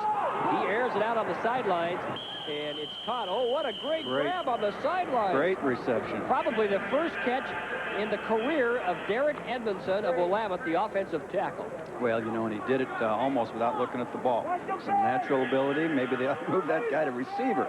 Hey, that's right. 3 for 12 now for Green. Thing here is you don't want to make a critical mistake. You've stopped him twice down close. You don't want to turn it over here and give him another chance. So be a little conservative with this call right here. I wouldn't be surprised to see the old draw. Matt Wells is split to the top of your screen behind Kevin Green, the quarterback, and Fogel is the man in the eye. And Fogel gets the fake on the handoff, and Green is going to put it up. He's got his man open, and then out of bounds, Mark Jones with the reception, the tight end out of Eagle Point, makes the grab and gains the first down. Not ultra conservative, but it gets the job done. Well, what Thurman did that time was give Kevin Green a chance to use his athletic ability. Again, fake the ball to Fogel and and let the defense react to him, and then Kevin sprinted out and made a very nice throw. It was a sideline throw. If you miss it, it's out of bounds, so it's, in a way, it's a conservative throw, but very good call and great execution. So it gives the South the first down at the 43-yard line, their own 43-yard line. 3.5 minutes to go in the first half. They trail 15-7. Wells split to the top of the screen. And Corey Falls is back in the football game as the tailback, the young man from South Medford who was so electrifying in the first half. Fake to Falls. Green rolls out to the left. He has some running room. Finally run out of bounds and runs out of room at the same time at the 45-yard line. So he gains 2 yards on the play and stops the clock at the same time. Well, again, good athlete. Get him outside, let him use his ability. Didn't see anything downfield, took it out of bounds, stopped the clock. A very alert play.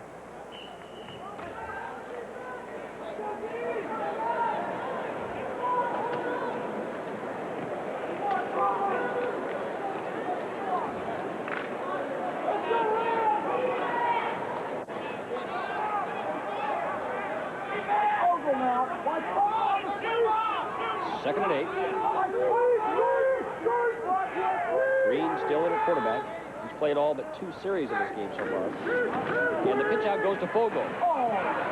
Fogle gets 1 block by his fullback that saves him a little time. He gets back to the original line of scrimmage, and that's about it. We'll bring up 3rd down. Good defensive pursuit. Well, they've had that play fairly well blanketed.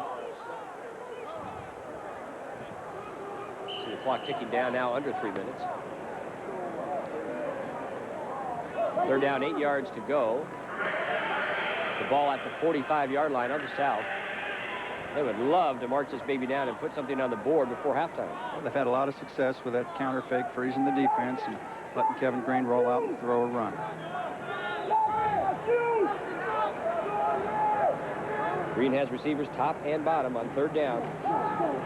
Fakes the handoff to Fogle again, has a lot of pressure, tons of pressure, and finally succumbs to it at the 31-yard line. Well, did they go to the well water once too often? Jared Rockwood was there. Brad Barcroft was there. Trevor Highfield. A reunion. Yep. Let's meet back there about 15 yards and corral the quarterback. So Ray Watterson is in single safety again. He's back at his own 28-yard line this time. Awaiting the punt. High snap, but no pressure. And Watterson signals for the fair catch and pulls it down this time at the 25. He was very deliberate about that this time, wasn't he? It looked like he was washing windows. Well, it looked like he was going to wave that thing about 4 or 5 times to make sure there was no mistake on that one. 43 yards on the punt, no return, and the North will take over. First down, 10 yards to go at the 25-yard line with 1:42 on the clock before halftime, and his team leading 15-7. There's a look at Kevin Green. Speaking with head coach Thurman Bell about the last offensive series and probably about what they intend to do with the football if they get it back before halftime. Danny McGinley in at quarterback. Hands off to the speedster from Sunset High School.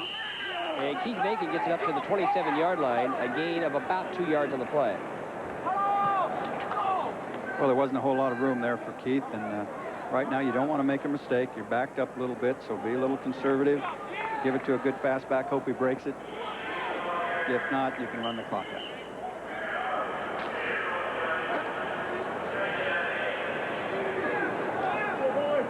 Anthony Rodriguez of Jefferson is split to the top of the screen. And McGinley is back to pass. He sees Rodriguez. He almost has it picked off, though, on a very alert play by Corey Falls. Who had him like a blanket on that one. Obviously, Corey Falls has impressed the South coaching staff because he's had a key role on both sides of the football tonight. So it brings up a 3rd down and 8 yards to go for the North with the ball still at the 27-yard line. Rodriguez again goes out to the top of the screen. Split to the left. Twin back offense. Hands to Matt Lassard out of Gresham, and Lassard, who scored the first touchdown for the North, gains virtually nothing on the play. I'll bring up 4th down for the North All-Stars at the 27-yard line. But the South, sensing that time is eluding them with 47 ticks on the clock, elects to take a timeout at this point, hoping to get the football and plenty of time to try and march down the field and equalize this football game. Well, at this point, you may put the block punt on, too. I mean, you've got nothing really to lose. It's 47 seconds to go. It's odds are that you're not going to take it down the field and score on the drive. So I wouldn't be surprised to see Randy Wagner, the defensive coach there, out on the field with the South kids have some kind of a punt block.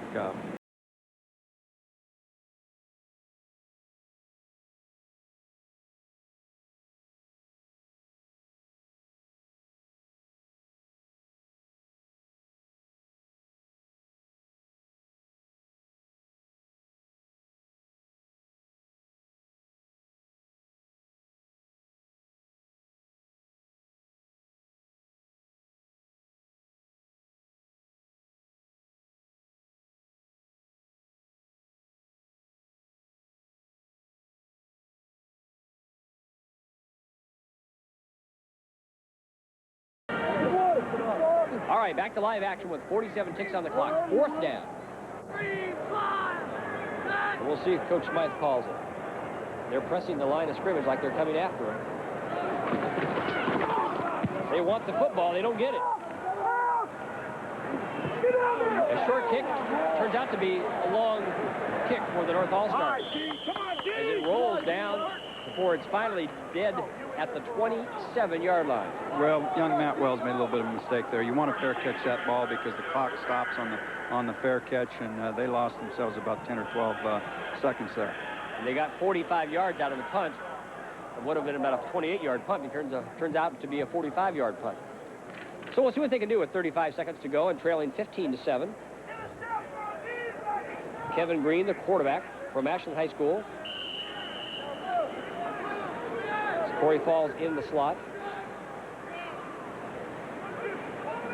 And the fullback in motion. And that's where he puts the football into the hands of Darren Cossey out of North Salem. Cossey takes it up to the 30-yard line for a gain of 3. And the North is more than happy to let them do that all afternoon long. They're scrambling because the clock continues to run. We're at 11, 10, and counting. Could be the last play of the half. Green just tosses it out of bounds to stop the clock with 3 seconds to go. 3 seconds and 73 yards. Well, that's a little longer than it was in the state championship game, and I think they had, of course, they had more time. They had 4 seconds when they scored, and it was a little short, a little closer to the goal line. Well, they'll put it up downfield, hope for a big play, a busted play in the secondary or a penalty, and try to get them down in scoring position. But this is going to be a hope throw. And hope is split to the top of your screen. and a good one to have up there. Matt Wells, number 3. If anybody could deliver, he's the young man that could. And you got to believe he's looking his way. He is, too. But he has to scramble for his life right now. He says, hey, the half's over. I think I'm going to take this out of bounds.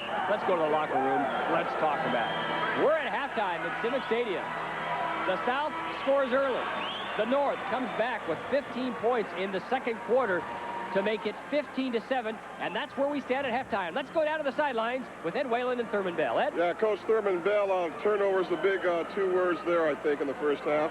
Yeah, our defense really doing a good job. My offense, we just having some problems and gave them some great field position.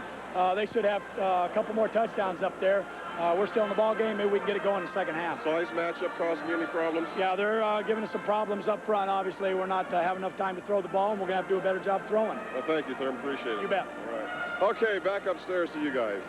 I tell you, getting 2 responses from Thurman Bell in a football game is actually a tremendous achievement. You know, Thurman's got his mind focused only one way right now, and that's getting into the locker room and getting this football game turned around. We'll talk about the first half, what to expect in the second half. When we come back from Civic Stadium, we're at halftime, and the North leads the South 15-7.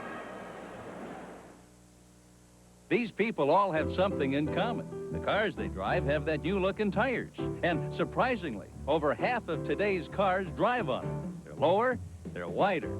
Some call them touring tires, others call them performance tires. Whatever you call them, at Les Schwab, we've got them. The right speed rating, the right size and style, backed in writing by the Les Schwab warranty. It's why we say, when you're ready to replace the tires on your new car, performance or touring, the name to know is Les Schwab. Sir, your exterminating service is one of the few businesses that doesn't advertise in the GTE Everything pages. Why is that? Well, it's because I met Dave.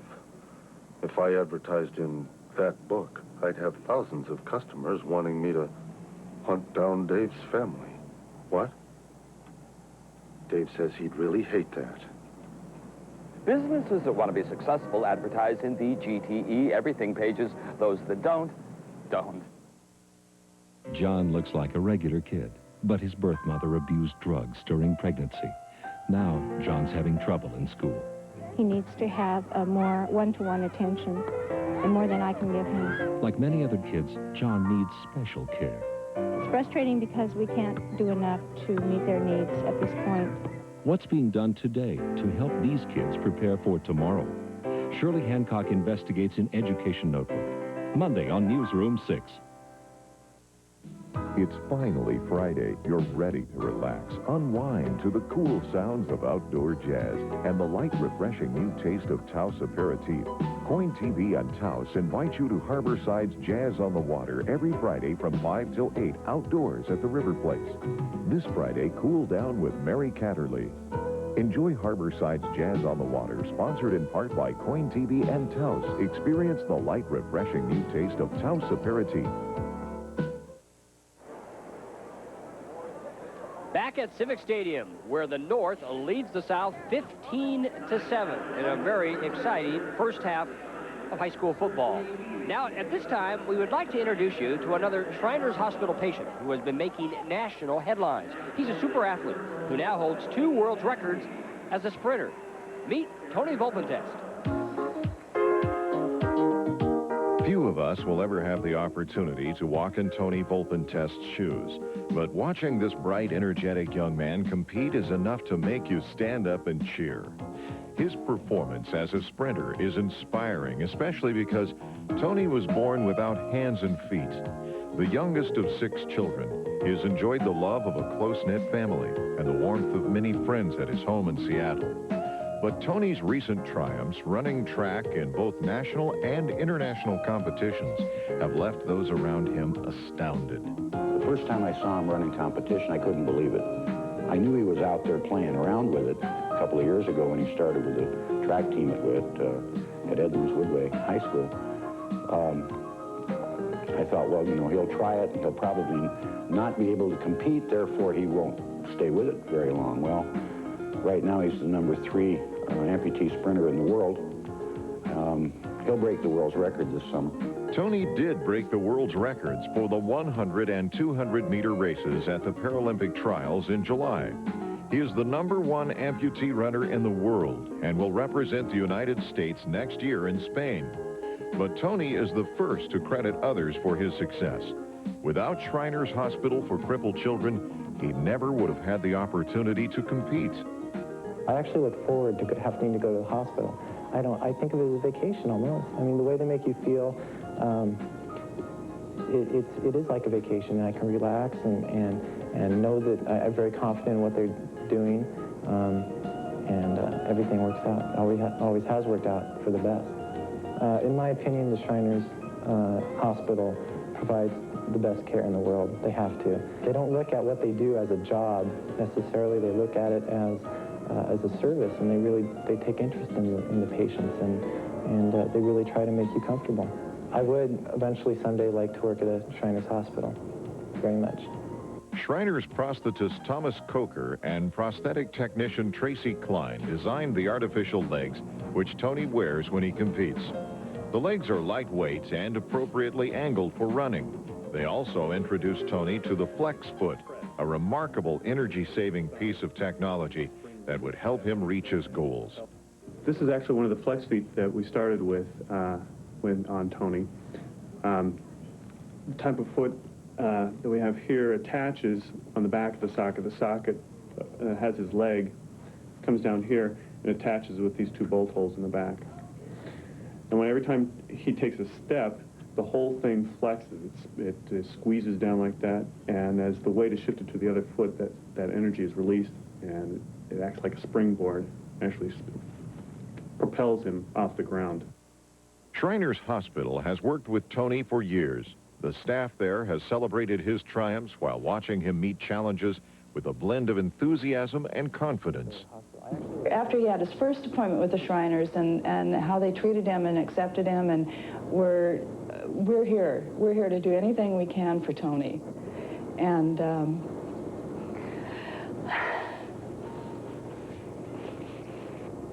they have enhanced his life. The gold medals are very insignificant, really.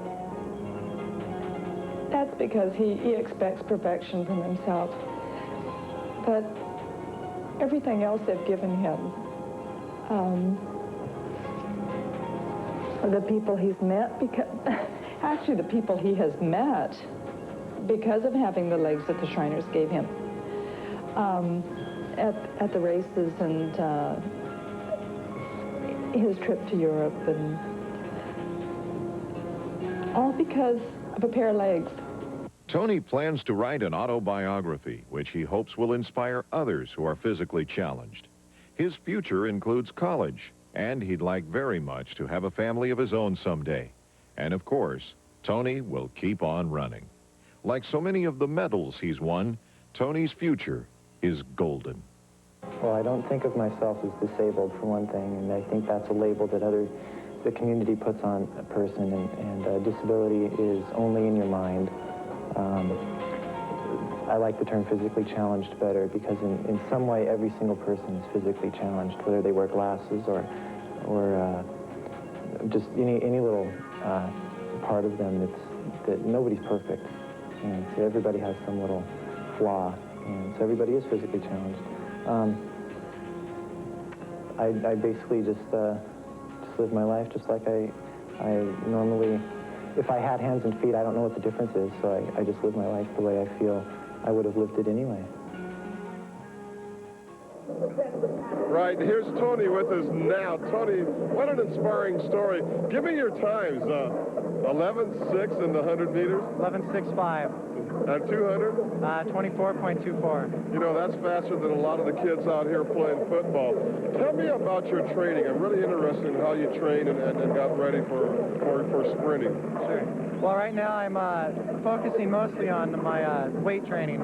And I'm in the gym about 4 days a week right now, just trying to get upper body strength. And then as get closer and closer to Barcelona, about 6 months, I'll start the sprinting workouts again, the running. How much running do you do, and what kind of running do you do? I do a lot of interval training, about 2 hours a day when I'm getting ready for Barcelona. I just work on form, intervals, that's about it. Just like any other sprinter, huh? Just like any, yeah, just regular person. Well, I know you'd turn out good. My mom was his kindergarten teacher up in Edmonds, Washington. Yeah, she's a good teacher. That's a small world. I know she'd be real proud of you. All right, Rick, back up to you. Oh, that's a great story, Ed. Great story. What a sensational young man, Tom. I can't believe it. Just watching that video, and I've seen it a couple of times, to believe how well that young man does. I tell you, if you don't get touched by that story, something's wrong with you. That is absolutely amazing. And it's hard to describe your emotions when you watch that, because I don't know that I've ever seen anything quite that touching. Obviously, the kid doesn't look at himself as handicapped at all, but what a story for the Shrine people to be able to pass along for the good work that they do. That's a perfect example of what the Shrine Hospital does. The numbers on your screen, of course, allow you the opportunity to participate by making a pledge.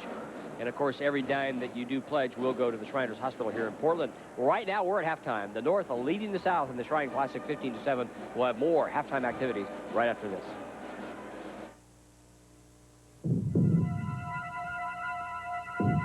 Since the dawn of time, forces of nature have shaped our forests. It's a continuous cycle of death, birth, renewal. The controlled harvest and replanting of trees in our forests imitates this natural cycle and sustains this important resource. It's a balance between man's needs and nature's way. Because nature is our guide, Oregon will never grow out of trees. From the McGruff Files, a story about some folks who got organized to take back their neighborhood. The place was getting run down. Crime and drugs were out of hand, and honest folks felt like prisoners in their own homes. Neighbors decided to do something, so they worked together and with the police. Things happened pretty quick after that. Weekly meetings led to community action. Vacant lots were cleaned up and fenced. Neighbors even started planting gardens. Nice job, Sherry. Real nice. All the folks pitched in. Garbage was recycled. Street lamps were fixed. Before you knew it, they turned a bad situation around. The neighbors had their neighborhood back. How about that? Way to go, guys. Things are looking better for these folks nowadays. Yeah. Working together works, so don't get scared, get organized. Pick up a pencil and write this down, and I'll send you my free booklet. Let's get the neighbors together and help me take a bite out of crime. For one of this summer's hottest events, KOIN TV invites you to experience The Fight, Oregon's largest outdoor food and music festival. There'll be 70 of the Northwest's hottest bands, 30 Portland restaurants, and 20 Oregon wineries.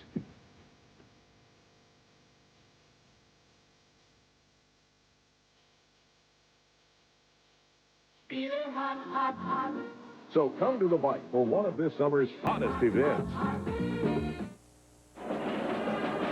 And on the field, the halftime festivities continue.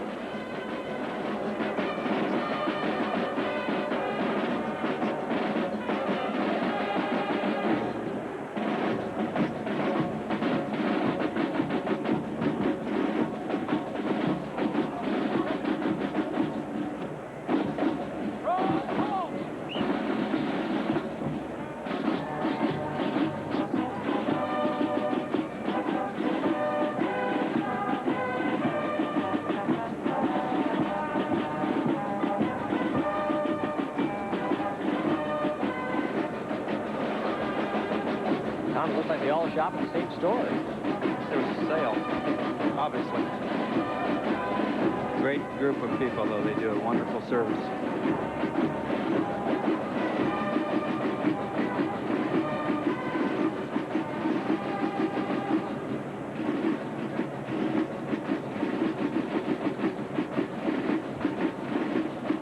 Well, you're looking at some of the halftime activities here at Civic Stadium, where the North leads the South in the Shrine Football Classic 15-7.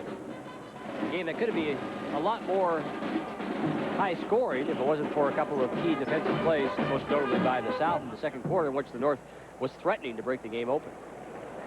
Well, the North really dominated field position in that second quarter. The South never got the ball out of their own end zone and area and avoided some disaster with a couple of good stands. But basically, it's been a defensive football game, and we look for maybe the offense to start clicking a little bit. Neither team has thrown the ball very effectively, and a lot of that is due to the defensive surge by the defensive lines and putting pressure on the quarterback. But they'll loosen up. The big thing that I think people forget is that this is the first game that these ex-high school players have played the college time limits, 15 minutes, and that's an extra quarter when you add it up at the end of the game. That's a long time. And I know as a coach, coaching at the college level, I feel like taking a chair out there because, you know, it's a long afternoon. And so conditioning becomes a factor in the Shrine game, and it'll be interesting to see in the second half if that does, in fact, play a factor. And we're getting very close to the second half. We'll have action from the second half of the Shrine Classic when we bring you back to Civic Stadium. Well, right now, we're at halftime with the North leading the South 15-7.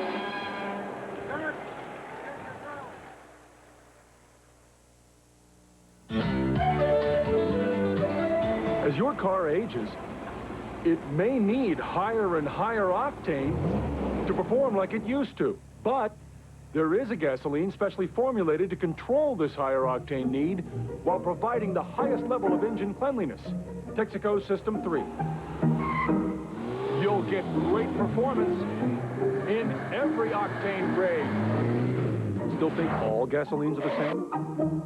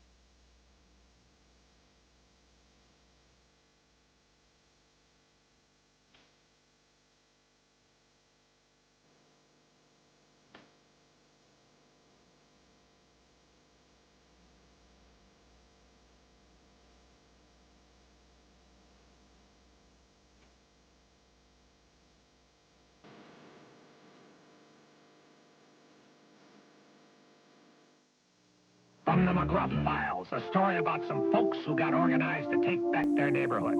The place was getting run down. Crime and drugs were out of hand, and honest folks felt like prisoners in their own homes. Neighbors decided to do something, so they worked together and with the police. Weekly meetings led to community action. Soon the neighbors had their neighborhoods back. So don't get scared, get organized. Send for my free booklet, and I'll show you how you can help take a bite out of crime. Back at Civic Stadium as we're wrapping up the halftime entertainment with the North leading the South 15-7. We were just commenting, Tom, all the action has taken place on the South end zone, and this was the first scoring drive of the game, engineered by the South All-Stars. The ball went into the hands of number 9, Corey Falls, and he gave the South a lead with a great individual effort. He's had an impact on both sides of the ball, as we've said earlier. Here's another look at it.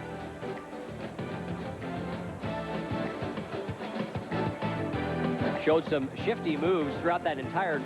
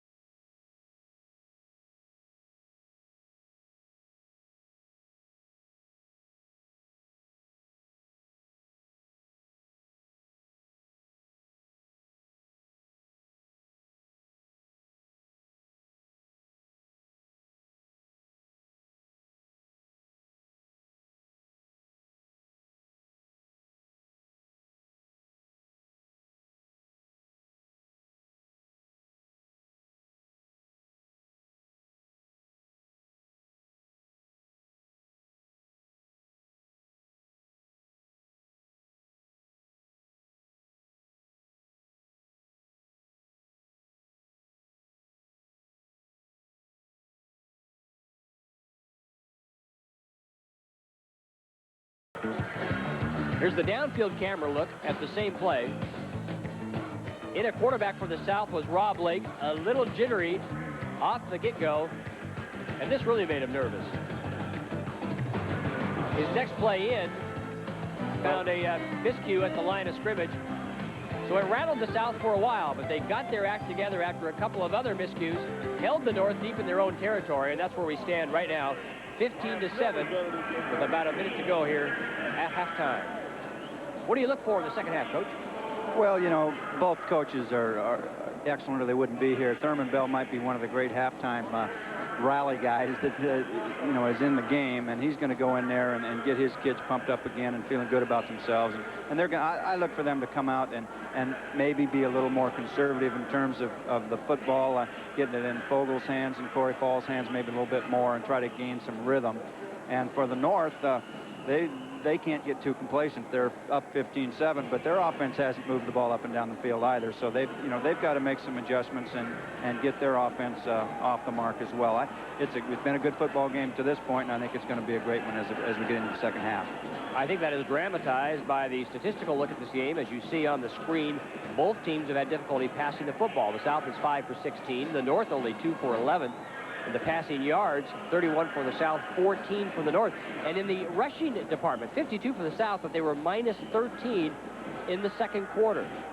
So big defensive plays have been the difference in this one, as well as Mr. Ray Watterson. So we're at halftime, 15-7. We're almost ready for kickoff in the second half. We'll bring that to you when we come back right after this commercial timeout. Our national forests are managed for multiple use so that all of the resources are enhanced: the wildlife, the water, the soil, and the trees.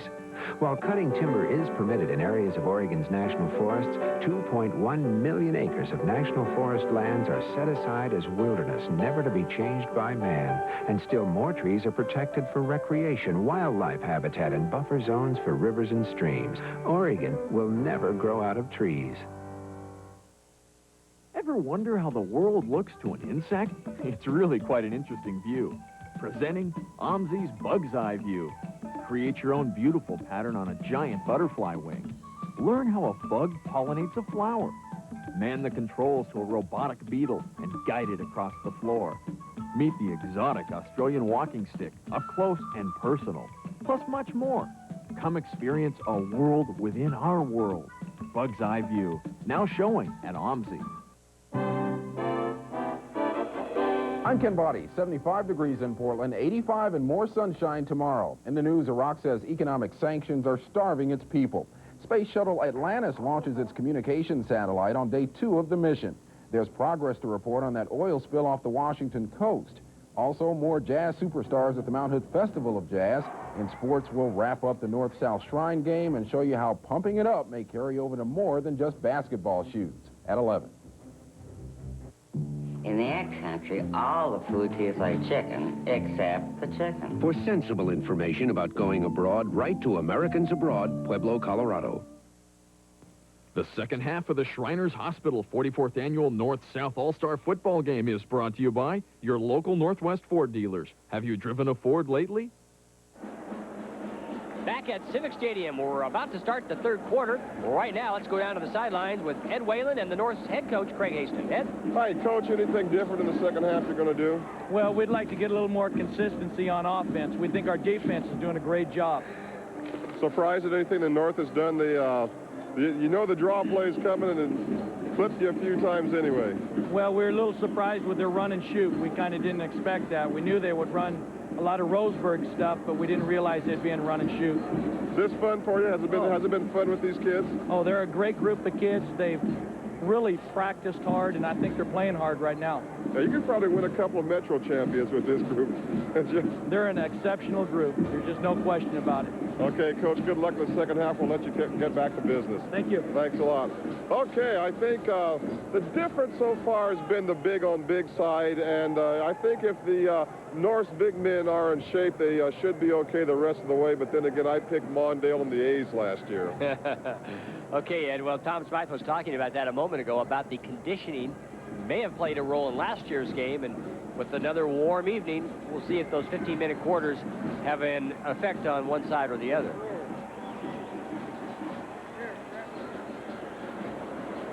Once we get the all-terrain vehicles off the field, I think we'll be ready to start the second half. Well, the players are ready to go. I see the North down there jumping around. Thurman must still have his kids in the locker room giving them one last bit of advice, and they'll come bouncing out of that tunnel here pretty soon, and they'll be ready to play. Danny Lansdorf and Danny McGinley there, along with Corey Murphy, trying to keep their arms ready to go, because the two quarterbacks and, of course, one of the key receivers for the North All-Stars, anxious to have that football in the air and in his grasp here in the second half. Well, I think you'll see all four quarterbacks that have played back in the ball game again, and they'll loosen up a little bit. They'll relax a little bit. When you're playing a quarterback in a Shrine game, you've got to be uptight a little bit, and they haven't played football for a long time, so I think all four of those kids will go out and do a very, very good job this second half. There's a look at Danny McGinley, the starting quarterback for the North tonight. Also the starting quarterback at Tigard High School, and of course played with Coach Craig Haston. And I know you've worked with some of your quarterbacks when you were at Lake Ridge High School and coaching in this game. Does that make it a little easier as a head coach when you have a signal caller that you're very familiar with and he's very familiar with you? It's definitely an advantage. You don't have to coach that kid quite as much. You can kind of let him loose and spend your time coaching some of the kids who aren't as familiar with your offensive scheme. So I think that's a real advantage anytime you have that. We'll see if Danny McGinley gets the call to start the second half. As you can tell by the graphic, buried now inside, there he is, Ray Watterson. 2 interceptions for 70 yards, plus a touchdown on one of those interceptions. Also carried the ball once for 29 yards on a punt return that was called back because of a penalty. And an end around, he got 9 yards on, too. I believe he had the ball on a little reverse once, and he's an exciting athlete. I don't know, where's he going to school again? What is the name of that place? They call that Western Oregon College of Education? Or have they changed that name? He said Western Oregon. Our information was that he was going to junior college in Northern California, so we'll have to find out. Maybe he's not sure. Well, I tell you what, he can play the game of football wherever he goes. He's going to be a factor for that school's program. There's no question about that. You know, Bill Dressel over the years has had great defensive players almost year in and year out. He does an excellent job. And every time I've been involved with Bill, he's coached the secondary in the Shrine game, and he just does a great job and has for years.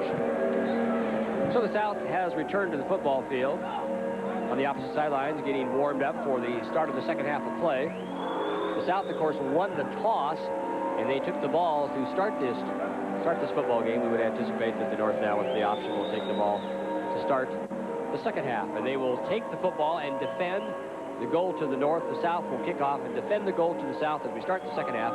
There's a look at Bill Dressel, who Coach Smythe was just speaking of, coaching the secondary for the North All-Stars, checking out his headset, making sure he can hear everything. Bill, of course, has had his Benson Keckman as perennial title contenders in the PIL, and the last half-decade, a perennial title contender and a champion in one occasion.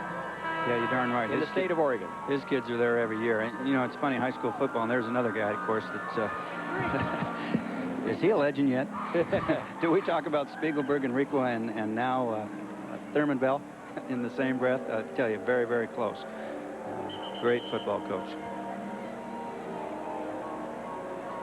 There's a look at Kevin Green, the starting quarterback and the young man who played most of the game in the first half for the South All-Stars.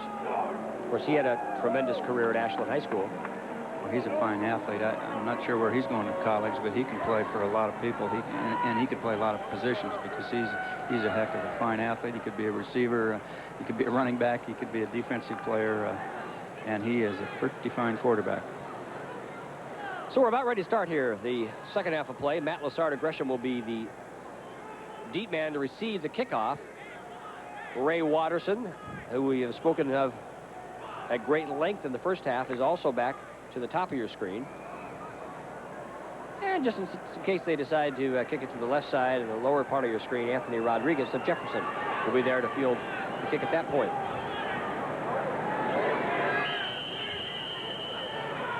And we're set and ready to begin the second half.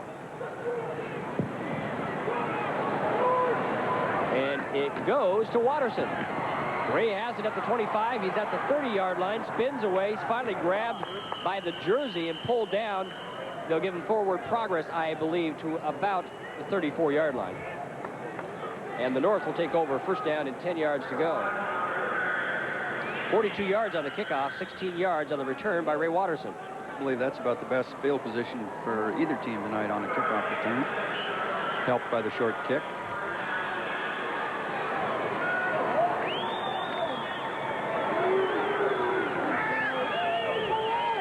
And we'll start at quarterback with Danny Langsdorff out of McMinnville. So he'll start the second half. McGinley started the first half for the North, and both quarterbacks played a couple of series. Langsdorff on the pitch out goes to Jeremy Asher, but an excellent defensive play by number 17, Tate Muir, out of Roseburg. What you might want to do is find out which side of the field he's on and go away from that young man. He just keeps making plays, one right after another.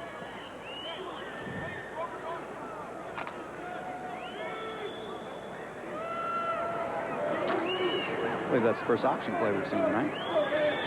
You're right. Jacob Johnson is split to the top of your screen. Corey Murphy alongside. Asher, the lone setback behind Langsdorff. Langsdorff is back to throw the football. Asher with a good block. And an excellent catch, too. Coming out of the slot is Andre Jackson, and he makes the catch and takes the football down to the South 44-yard line. Well, that ball got there and hurried young Danny Langsdorff. But we had him on our Lewis and Clark camp a year ago, and he is a fine prospect. That's a heck of a fine throw. And a heck of a catch.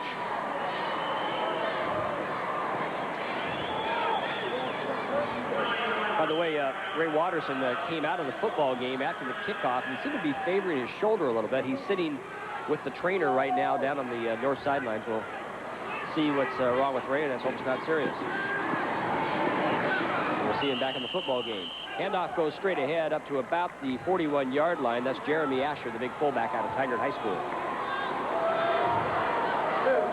Matt Lassard of Gresham comes in. And Andre Jackson, who had that nice reception a moment ago, goes out of the football game. There's a look at Craig Haston, the North head coach, and the head coach of state co-champion Tigard High School. Langsdorf is the quarterback. Asher again the lone setback. Makes the handoff to him, rolls out, takes the football on his own. But again, a defensive effort pays off for Tate Muir as he drops him right at the line of scrimmage. Well, No gain. I think Danny missed the handoff there. I believe that was going to be a repeat of the first down play, and Danny wisely kept the ball and tried to make something out of nothing. As you look at Muir, black helmet there in the middle of your screen. In on the last two plays for the South. Brings up third down and about 5 yards to go. You have triple wide receivers to the top of your screen. And the handoff goes straight ahead to Asher, and Asher may have the first down. He does. He breaks the plane across the 35-yard line.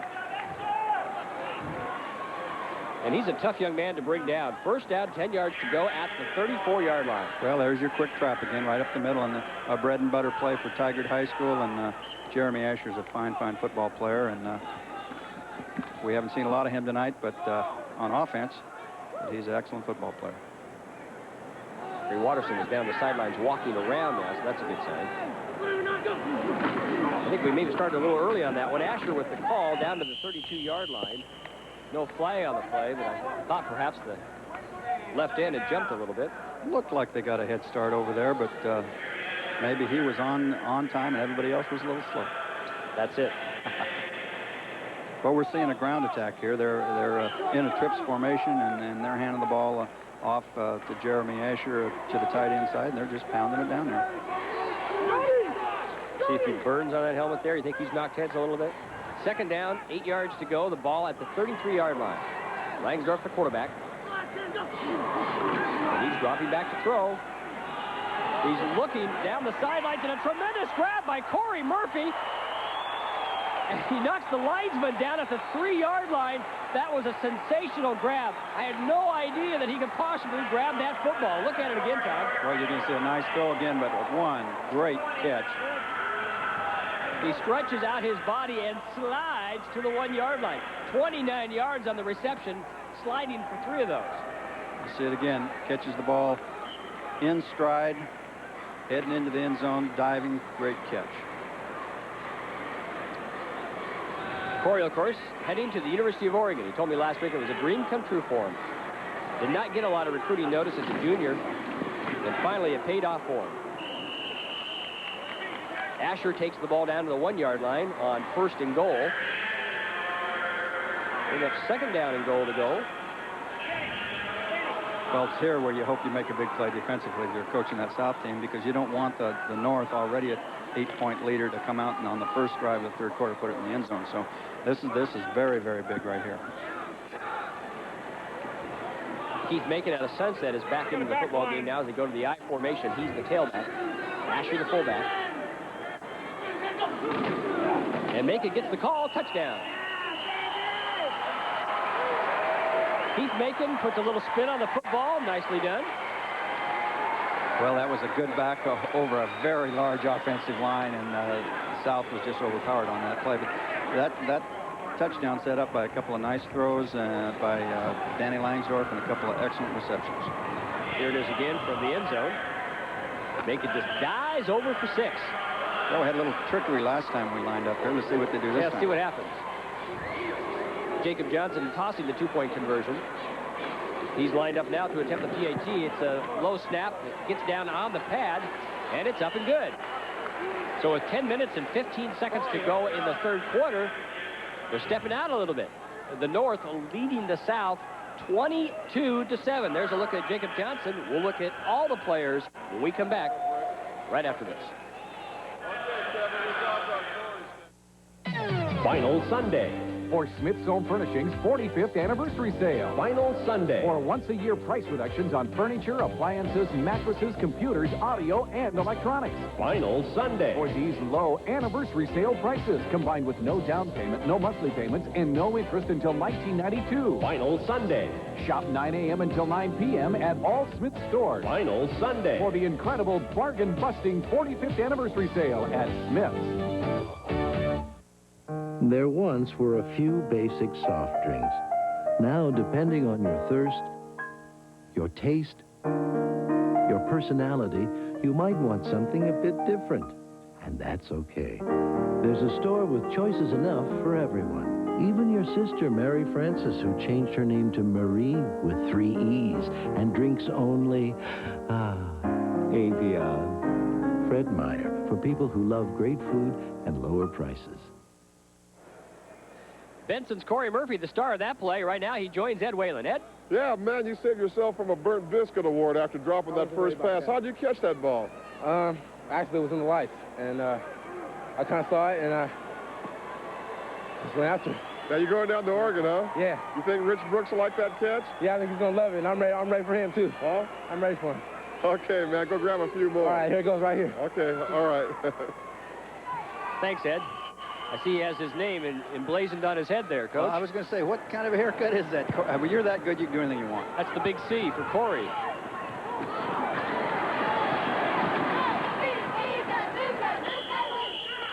Well, decent return on the kickoff up to about the 28-yard line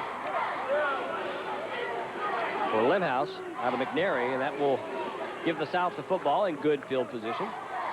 But now they trail 22-7. Well, the North team loosened up and relaxed a little bit on their first drive. Let's see if the South can do the same thing. I think they will. That's what their offensive set brings us here. Kevin Green is the quarterback. Greg Fogel out of Roseburg is the tailback. On 1st and 10. And he hands it right off to his fullback right up the middle for short yardage for Jason Eld. Roseburg veer up to the 34-yard line. Establish the run. 2nd down.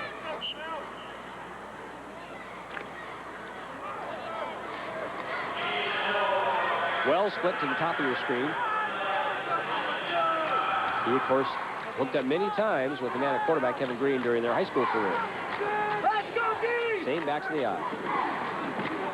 And it's a handoff to Eld. Eld this time brought down in an arm tackle by Chris Moore out of Sunset, right at the line of scrimmage, and he scoots ahead for a couple.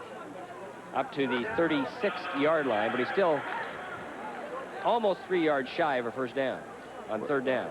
Yeah, and you're liable to see the same play again. They run the veer to the right, the veer to the left. They block down and you read the defensive end, and in both cases, they handed the ball off. And one more time, they got a first down.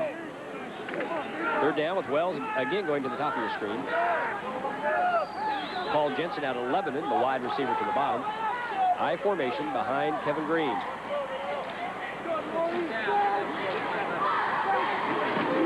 And Eld gets the handoff right up the middle. Coach Smythe called it right, left, up the middle, and this time, first down. Well, you must have ESPN. Well, you know, Thurman, like all good coaches, when you get yourself in trouble, you go back to what you do best. And he's an I formation veer coach, has done a great job, coaches it as well as anybody at the high school level anywhere, and they've come out starting that way this quarter. So it's first down, 10 yards to go for the South All-Stars. The ball with its nose just past the 45-yard line. You're going to see play action here pretty soon. They're going to fake that same play and throw the ball downfield. I don't doubt you now, Coach. 1st and 10. And someone starts early. We'll find out who it was. Well, a lot of bodies across the line of scrimmage. Marcus there. McCloskey out of Bend was the first across the line of scrimmage. We'll see if he was drawn off. Although the South is marching back like they did something wrong. Okay, Captain, blue captain. You never want to do that. Yeah. You don't want to give the referees an idea. If they're unsure, you know, you just... Dead ball, false start, and the offense, so McCloskey 5 yards. Did make the errant move for the South. You can see him jump off. There he goes. I tell you, when you get something that big moving, you can't stop it. He's a big boy. So it puts him in a little hole. It'll be first down at 15. The ball now at the 41-yard line.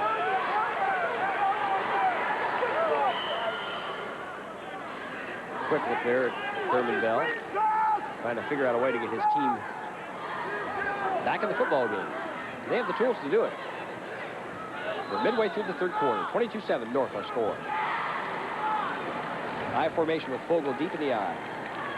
Kevin Reed, the quarterback.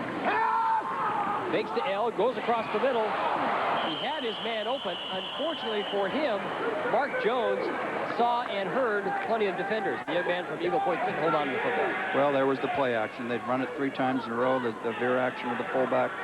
Pulled the ball this time and threw it upfield. Nice throw, and unfortunate for the South that the young man didn't catch the football. Bounced it off his face mask and into the turf.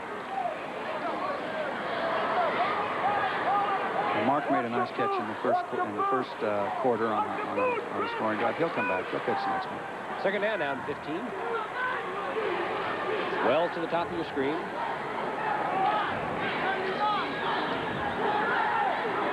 Eldon Fogle in the eye. Trailed by 2 touchdowns. Fakes the handoff to Fogle. Does not fake, however, the defenders. Gets away from 2. Finally is brought down. But a good individual effort to get away, even though he loses a few more yards. But Chris Moore out of Sunset High School finally brings him down. I couldn't believe he escaped. He had Houdini-type instincts. Well, he had a little help from the referee standing back there. Kind of helped block for him back there. As you see it here again. There you go. Nice block, ref. Get out of the way now. Chris Beckel out of He's running hard. He's running hard. Good play. Good athletic ability. And nice Chris Moore out of Sunset. Ron Linehan's great program over there. And he's going to make good plays for you. Going down to San Diego. Well, the weather's always this nice. Third down. And a long ways to go. So they go to Fogle, who's a little upset. He got tripped up behind the line of scrimmage. And I think this time Jared Rockwood was a little upset over what had happened on the previous play. He wanted to make sure things went his way this time. Well, he made a nice play on that third and long draw play. Just tripped him up, though. If he hadn't got him, he might still be running. And we have a little hold on the play. They'll probably decline that. It's going to be 4th and a bundle anyway. In any case, the North should get the football again. And right now they have a commanding lead at 22-7. Ray Watterson of Benson going back to receive the punt. Okay, holding over here. Declined. The 4th down. So the ball is at the 28-yard line. You can see Watterson just licking his chops here. He sees a big open field. If he can get the football. But I tell you, the South has been booming these a few times. Chris Hunter knows how to put his foot in the football. Young man from North Bend High School heading to BYU. They don't kick the football very often.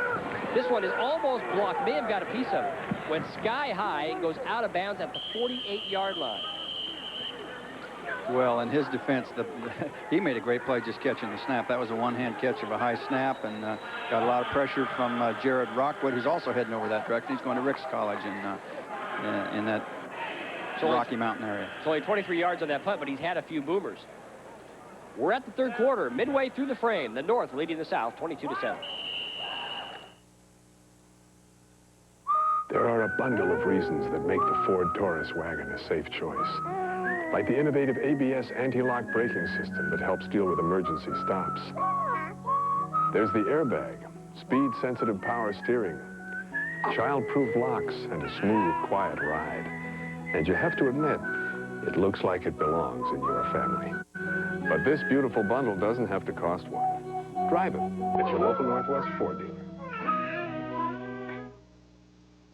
Enjoy a summer under the stars with the stars as the Multnomah Athletic Foundation presents renowned recording artist Kenny G, Curtis Elgato and the Stilettos, and the Tom Grant Band in a Centennial Celebration evening live at Civic Stadium. Feel the romance, the emotion, the excitement. Proceeds benefit the Multnomah Athletic Foundation. Get your tickets at G.I. Joe's Ticketmaster and watch the stars shine brighter than ever. Back at Civic Stadium, where the North now takes over the football at their own 46-yard line, leading 22-7. And, Coach, you'd say you dared out right now. Well, you know, it's going to be interesting to see the philosophy here. I'd give him a little play action, try to hit him for a quick touchdown here. Langsdorf instead hands the football off to Hunter, who has an opening for a while, still gets 4 yards out of the play, almost 5 yards before he's pushed back. But he gets over the mid-stripe. Will bring up second down. That's why Coach Haston has a state championship in his pocket, and I'm in the booth. I think you've had one of those too, Coach.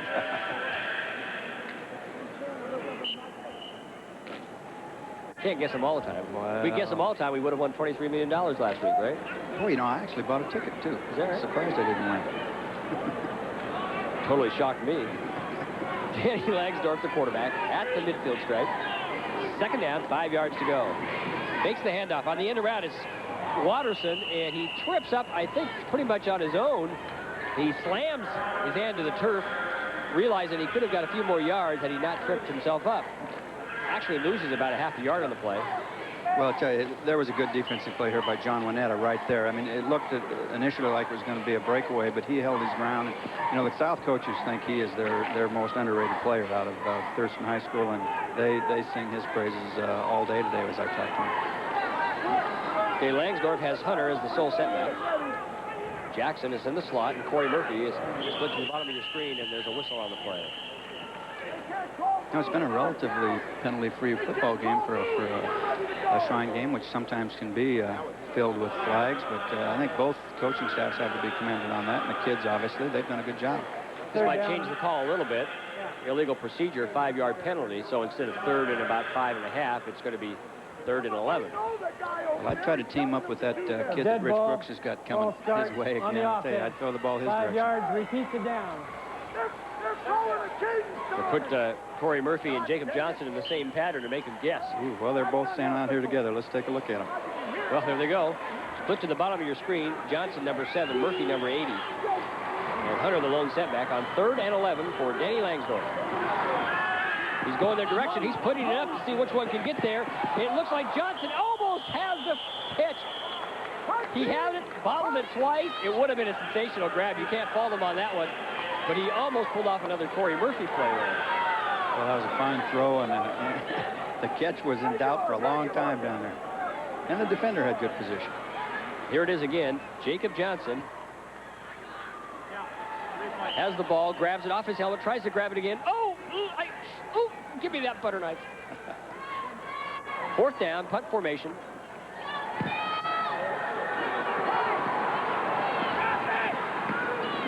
And the ball is caught, fair caught, at the 21-yard line, and the South will take over. 1st down and 10 yards to go.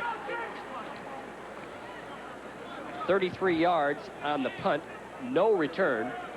4 minutes, 25 seconds left to go. Here's a look at the rushing totals through this point. The South starting to gain some ground in that area. 62 to 39, they lead. Well, they got most of that first quarter on that one drive, and they've got to get her loosened up.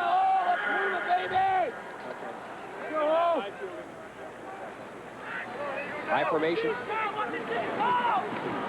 And we got Lake back in at quarterback. With the handoff on the play, gets about a yard on it. First time that we have seen Rob Lake at quarterback, and since early in the second quarter. Young man out of Willamette. I'm sure he's anxious to show he's a lot better quarterback than the 2 series that he was in the second quarter. Well, he had a great career down there. He took Willamette High School deep into the playoffs last year and did it almost solely on his right arm. So he's obviously a talented kid, and he'll do a good job.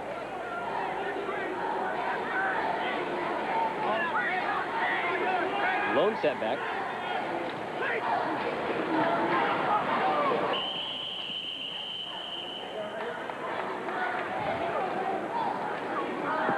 They're having some problems with the quarterback-center exchange there. That's the second time that's happened to Rob, and you just don't know what causes that. It could be almost anything. Might be the center a little anxious, might be the quarterback pulling out a little early. That's unfortunate. I'd like to see Rob make a good play here. Yeah, I'm rooting for him. Paul Jensen of Lebanon, just sent in by Head coach Thurman Bell with the play on 3rd down and 12 for Rob Lake and the South All-Stars. Snap that time. He's going to air that one out and overshoots his receiver. He was looking for Wells, but the other number 3, Ray Watterson, was there, didn't want to hit him. Well, that was a little quicker drop. He showed a little confidence there, and he set up and he gunned the ball, and you know, the kid's trying so hard, he just put a little too much adrenaline into it and overthrew the play. So Watterson will go back in single safety.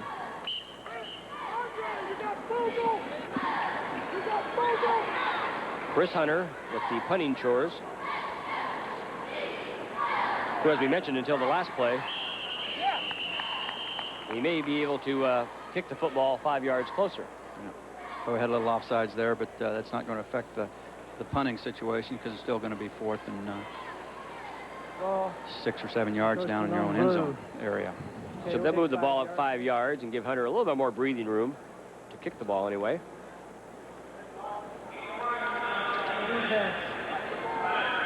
Steps up to the 10-yard line. Those kickers don't like seeing the goalposts around their shoulders when they're kicking the football. Tightens up your hamstring a little bit. Looking for another high snap. This one, he gets away on a line drive, and again, Watterson's going to have to go back to the football. Grabs it at the 35. He's at the 40. Up to the 45. Grabs an opening. Someone grabs his jersey and finally rolls him out across the midfield stripe. But a good effort by Ray Watterson up to the 48-yard line of the South All-Stars, where the North will take over. 1st down and 10 yards to go. 42 yards on the punt, 18 yards on the return by Ray Watterson. Well, their field position has been outstanding on the north side ever since that first quarter. We have 2 minutes and 49 seconds left to go here in the 3rd quarter. The North is leading the South 22-7. They'll be on offense when we come back. This is an old-growth forest. It won't be here for future generations because it's dying. But that's nature's plan. Over on the next ridge, not far from here, are more trees, young trees that will become the old growth for future generations. Forests evolve and change. Young trees replace the old. This balance is mimicked in modern forest management. In fact, even with a 50% increase in demand, 100 years from now, there will be more old growth in Oregon's forests than there is today. Oregon will never grow out of trees. John looks like a regular kid, but his birth mother abused drugs during pregnancy. Now, John's having trouble in school. He needs to have a more one-to-one attention, and more than I can give him. Like many other kids, John needs special care. It's frustrating because we can't do enough to meet their needs at this point. What's being done today to help these kids prepare for tomorrow? Shirley Hancock investigates in Education Notebook. Monday on Newsroom 6. You see the story on your screen. 2 minutes, 43 seconds to go in the 3rd quarter. And the North leading the South 22-7 in the Shrine All-Star Football Classic. And they have the football again. 1st down, 10 yards to go inside the South 48-yard line.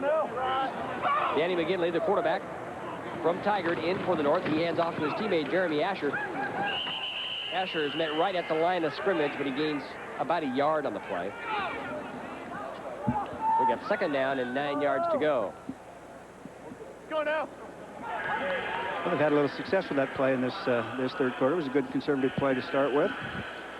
Now look for Danny McGinley to put it up in the air, I believe. 2nd down and 9 yards to go. Asher again will be the lone setback. Triple wideouts to the top of your screen.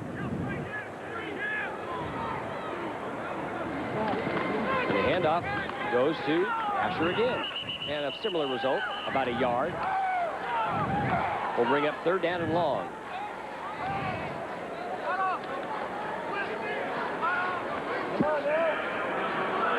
You don't think perhaps Craig's getting a little conservative now with that lead?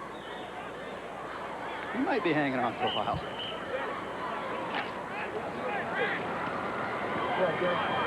Asher goes out of the football game for a play, perhaps. It brings up 3rd down with Corey Murphy splitting wide to the bottom of your screen. Rodriguez split wide to the top. Hunter in at the lone setback and fullback. And McGinley back to pass. fourth down.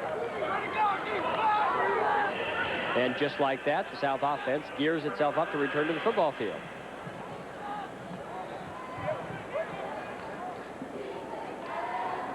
So 3 plays and a kick for the North All-Stars. Mike Bellerive out of Canby will be doing the punting chores. He'll receive the football, anticipates it away at his own 39-yard line. And the ever-dangerous Mr. Wells, number 3 for Ashland. Deep to receive it. Well, he kicks it away from him, and Wells look at the football and down it at the 1-yard line. That's how they teach it. Well, the South has been in a hole ever since the first quarter, and unfortunately, they're going to be really backed up with 99 yards to go. Now Gary, right there, the young man, downing the football at the 2-yard line. The 1-yard line. South needs to get something going here. Receives the congratulatory helmet grab on the sidelines. 45 yards on the punt.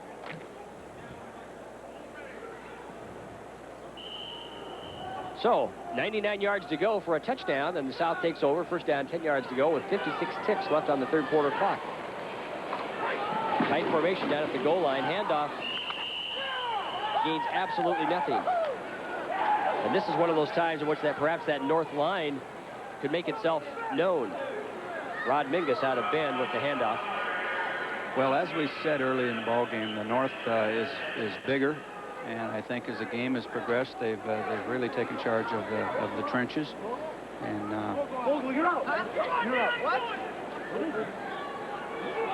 South's going to have to make something happen now, and playing in the shadow of your own end zone doesn't give you a lot of options.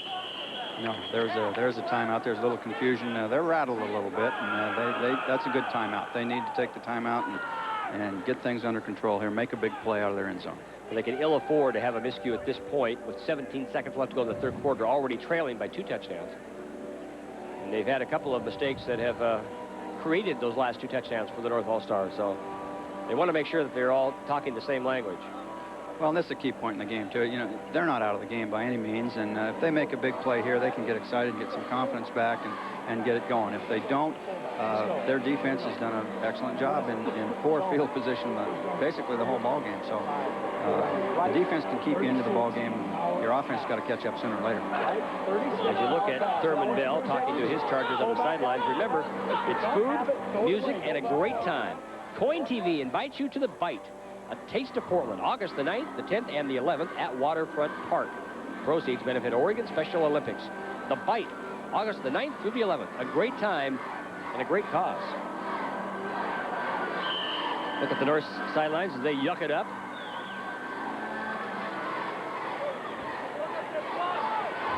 Seeing if their defensive line can perhaps make a big play. On second down from the 1-yard line for the South All-Stars. Lake, the quarterback, fakes the handoff. He's going to put it up. His man is open, but he overshoots him at about the 10-yard line. Well, he was well covered, and that wasn't a bad throw and a good call out of the end zone. Mark Jones was the intended receiver, number 44. Here's it again with Lake, the quarterback. His man was open. Yeah.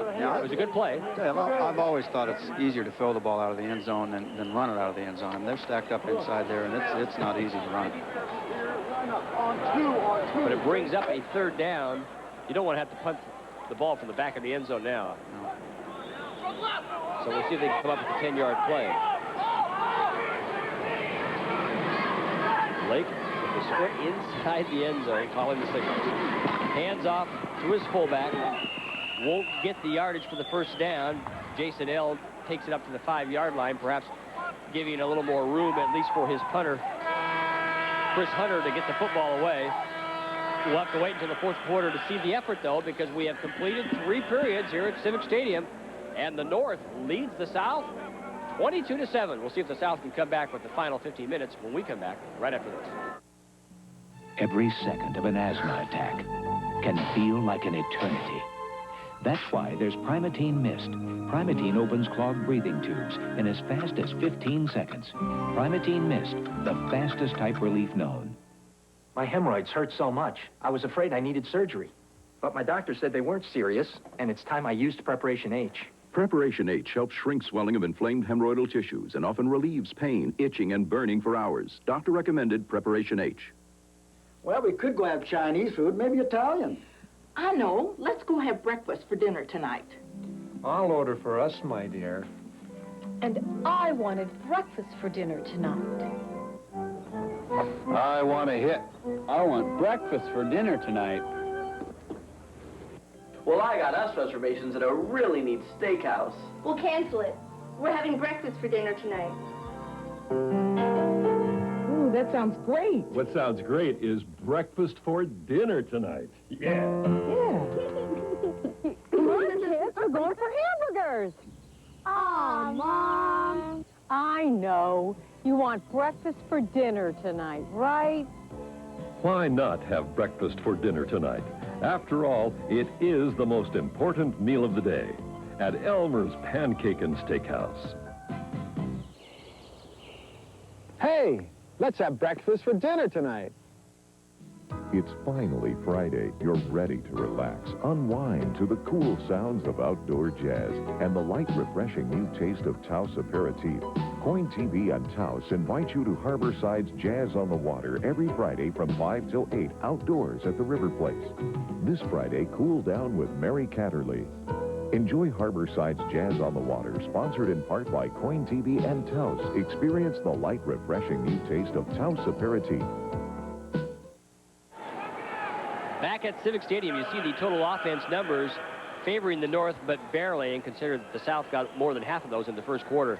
So a lot more offense on the field than has actually been executed by these players. The defense holding up right now, and right now we'll see if the North defense can do it.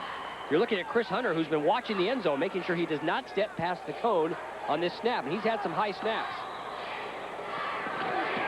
Well, this one gets it right to him. He knocks that baby away and goes out of bounds at about the 37-yard line. Well, once again, great field position for the North, and the South is, they need a turnover right here. They need something to get them sparked. They're a little lethargic over there on the sideline right now, and they need to make a big play. Someone's got to turn the ball over and get them back mentally back in the football game. That was a 31-yard punt by Hunter. And now the North can smell blood. They're thinking over, first down, 10 yards to go. South, 38-yard line, already leading 22-7. We're in the fourth quarter. They know that a touchdown now will all but salt this baby away. Danny McGinley out of Tigard High School, the quarterback.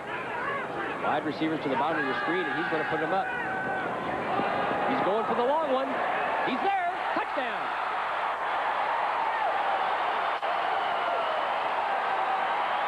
Anthony Rodriguez of Jefferson High School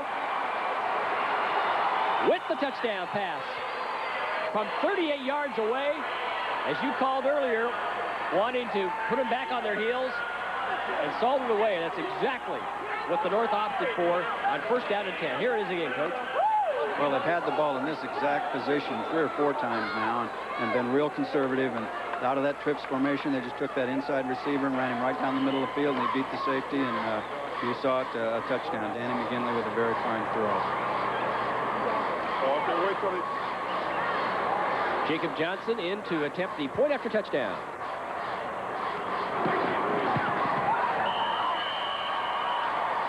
The kick is up and through the uprights.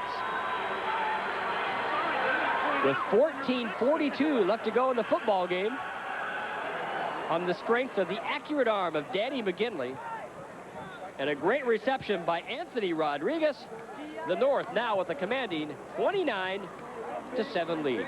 We'll be right back. Final Sunday. For Smith's Home Furnishings 45th anniversary sale. Final Sunday. For once-a-year price reductions on furniture, appliances, mattresses, computers, audio, and electronics. Final Sunday. For these low anniversary sale prices, combined with no down payment, no monthly payments, and no interest until 1992. Final Sunday. Shop 9 a.m. until 9 p.m. at all Smith stores. Final Sunday. For the incredible bargain-busting 45th anniversary sale at Smith's. Your family's waited all year. Now it's here. The Washington County Fair and Rodeo, Tuesday, July 30th through Sunday, August 4th. With the famous racing pigs, a touch-and-see petting zoo, draft horse competitions, world-class rodeo action, plus superstar entertainment free with paid admission. Tonight, join by Martin KGON by welcoming Southern Rockers, the Marshall Tucker Band, with 2 shows at 6 and 9 p.m. Tomorrow, see the legendary Chris Christopherson in a rare Portland appearance. One of the great old-fashioned fairs, the Washington County Fair and Rodeo, today through Sunday. Let's go down to the Civic Stadium turf with the dynamic duel of the last play. Ed? Yeah, Rodriguez and McGinley. Weird-sounding law firm, great quarterback-receiver combination. I saw that formation, and I went, whoa, dynamite coming here. Tell me about it. Anthony's got real good speed, and the free safety didn't, when I dropped back, he just kind of squatted instead of dropped back. Anthony ran right by him and just made a great catch. Yeah, great throw, too. Yeah, thanks. Hey, you know the fat lady ain't singing yet, but she's about ready to warm up, don't you think? I do think so. I really do, man. It's been my dream for a long time, ever since freshman year to get here. Now it's another dream for me to score, and I did it. Are you going to shave or what? What's on with your I can't grow no hair. You might as well start shaving. Yeah. Okay, good luck. Where are you going to school? Do you know yet? College of the Redwoods. Oh, where's that? Eureka, California. Okay, and you're going to where then? Pacific Lutheran. Okay, up to Frosty, huh? Yeah. Okay. Back up to 2 distinguished gentlemen in the booth okay? Well, I'll get you a Coca-Cola or something. And thanks, Ed. Maybe 2. Okay. Well, maybe it's rattled a little bit. Drops it twice. And somehow escapes.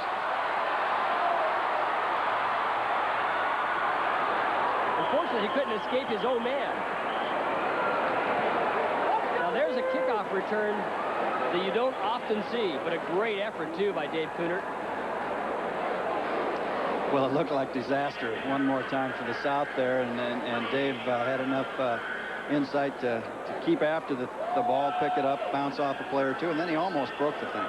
Well, he dropped it once, then Dave dropped it again, then he got creamed by half the North squad. Number 78 all over him, Jeff Wallace out of Reynolds, and somehow he pulls a magic out of his hat and runs into his big lineman.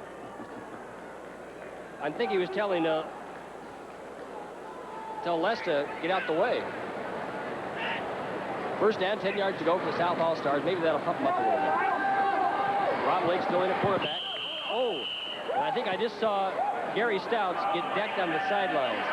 The assistant coach of the North, head coach of the Gresham Gophers. I think he got the biggest lick on that play. Well, we need to see a replay of that. Now, one of the most dangerous things that can happen to you as a coach, be daydreaming a little bit and have one of those things happen to you. Gary bounced up. He's tough. Again, the number's on your screen where you can call to make a donation to the Shriners Hospital for Crippled Children. Every donation goes to help the crippled children here at the Portland Hospital, so give them a call. It's a good cause. Second down, 10 yards to go. Rob Lake still at quarterback. Passes again through the hands of his receiver. Jacob Johnson was eyeing that one intently, but first bounce to fly doesn't count in this game. Yeah, that's right. That was a good throw, a catchable ball, but nothing seems to be going right for the South kids at this point.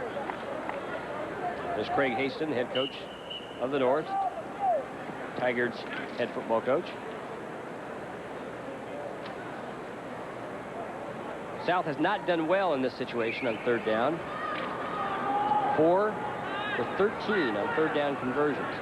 And they desperately need this one now. Third down and long. 10 yards to go from the 32-yard line. Lake back to pass.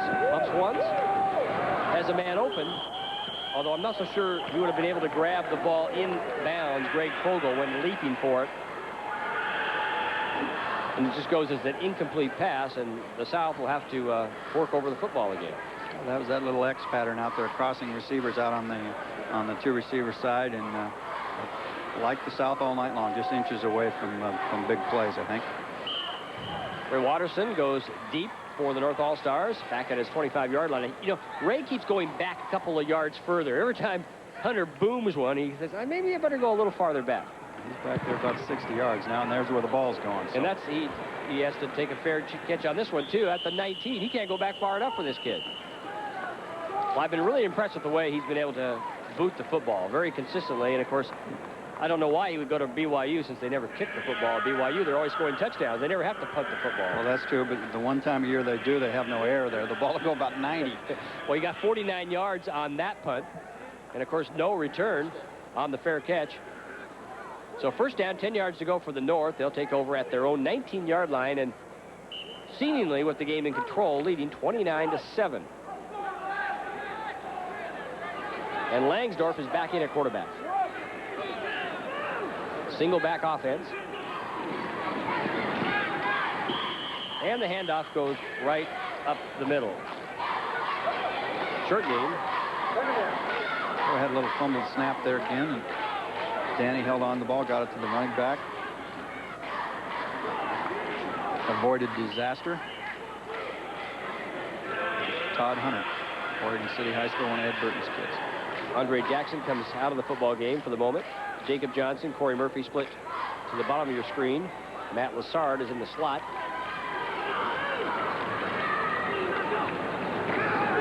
And Langsdorf puts it up. Jacob Johnson with the catch at the 25-yard line. Finally brought down at the 27-yard line. Not enough for the first down. Will bring up third down and about 3 yards to go. Well, you look for something pretty conservative here. You don't want to turn the ball over and give them life. You've got the game pretty well in hand. And you don't want to give the South team an opportunity to get back into it real quick here. So he'll probably throw it down the field. Well, Murphy is split to the top of your screen, and Johnson, who took the last pass, is down at the bottom of your screen at the 27-yard line. Third down and 3. And Langsdorf is going to put it up. He's got Murphy. Murphy has the football and the first down up at the 35-yard line. Like I said, he'll probably put it up. Well, I would imagine, too, Coach, it's a little different in this game. Yeah, you're thinking, I want to preserve this lead, but this is the one and only time these kids are going to play in this game, and I want to make sure they have an opportunity to use their skills. So I imagine there's kind of a catch-22 situation at some time. Yeah, there's no question that's going to happen in a game like this, and rightfully so.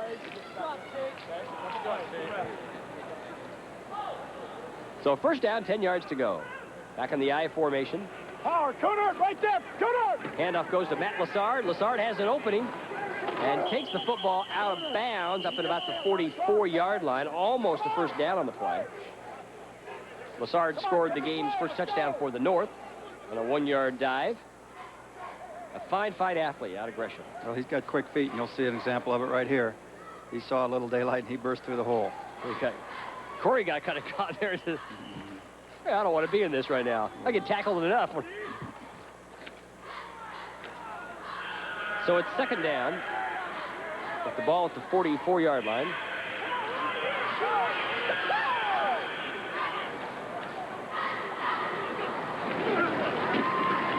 And the handoff goes to the tailback, Andre Jackson of Beaverton, who ran into a wall at his first opportunity, went outside and moves the football up to very close to being a first down. In fact, the head linesman says, yes, that's exactly what it is. Andre Jackson out of Beaverton takes the ball up to the 47-yard line. First down, 10 yards to go for the North.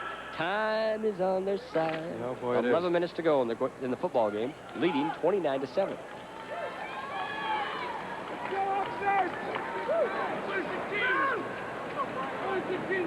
Danny Langsdorf, the quarterback, hands off this time to Keith Macon out of Sunset. And Keith gains about a yard on the play. Well, at this point in the football game, if you're the South, you're trying to keep get some pride in your team effort here and not get embarrassed. And Thurman and that coaching staff isn't going to let that happen if they can help it. And these kids are playing hard. Jacob Johnson split to the bottom of your screen. Corey Murphy at the top on second down and 9 yards to go behind Danny Langsdorf. Fakes the handoff to Jackson, goes up top. A short game to Hunter up to about the 47-yard line. So a pickup of about 4 yards on the play will bring up third down. Play action here. The fullback slipping through the line, 33. He's really the third receiver on the play, and Dan does a good job of coming to him when the deep people were covered. Todd Hunter out of Oregon City. They are smothered at the 47. So third down, almost 5 yards to go. And again, Johnson and Murphy are the wide receivers with the I formation. Makes the handoff to Lassard. Langsdorf trying to find an opening. Gets one big, ferocious block. Throws the football down, and it's picked off by a young man we saw a lot of in the second quarter, and now making his presence felt again, Tate Muir out of Roseburg. Fine play by Tate, and Danny tried to make something out of nothing, and so, you know, you can do that a time or two and get away with it, and he had to do this and over again. He would not make this throw. I think you're right. But that's the break the South needs. Coach Rutschman will not let him make that throw. There's a look at Tate. Here we go, South. Let's make a play now.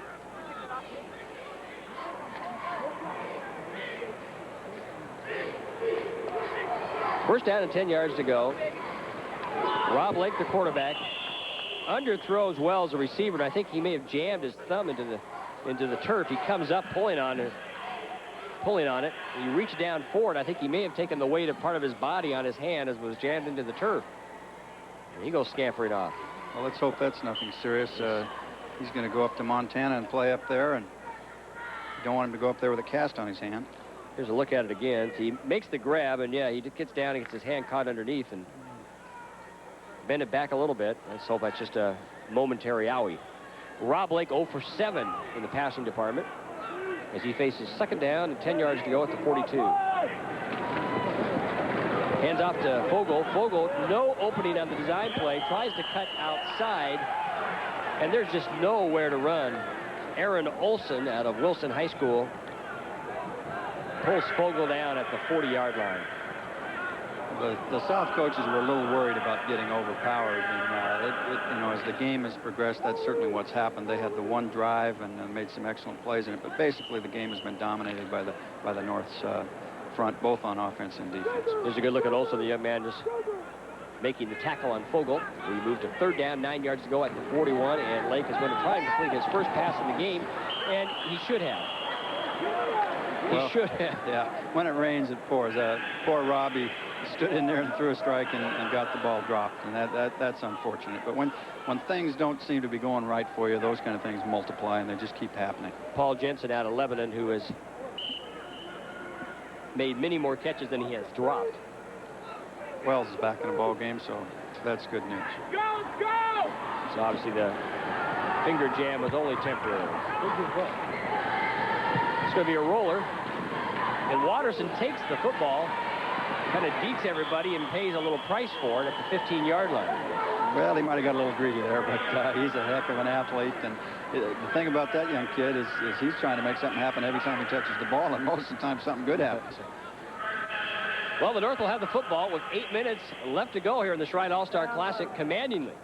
29-7 over the South. We'll be right back.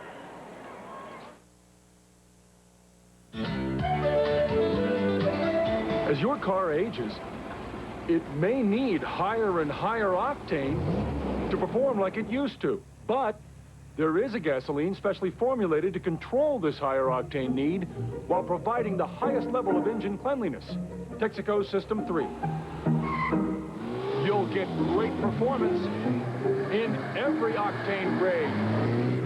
Still think all gasolines are the same? It's late. You've been working hard all day. And now it's time to play. The wheel is gonna get ya. The wheel is gonna get ya. The wheel is gonna get ya. The wheel is gonna get ya. Wheels on. The wheel is gonna get ya.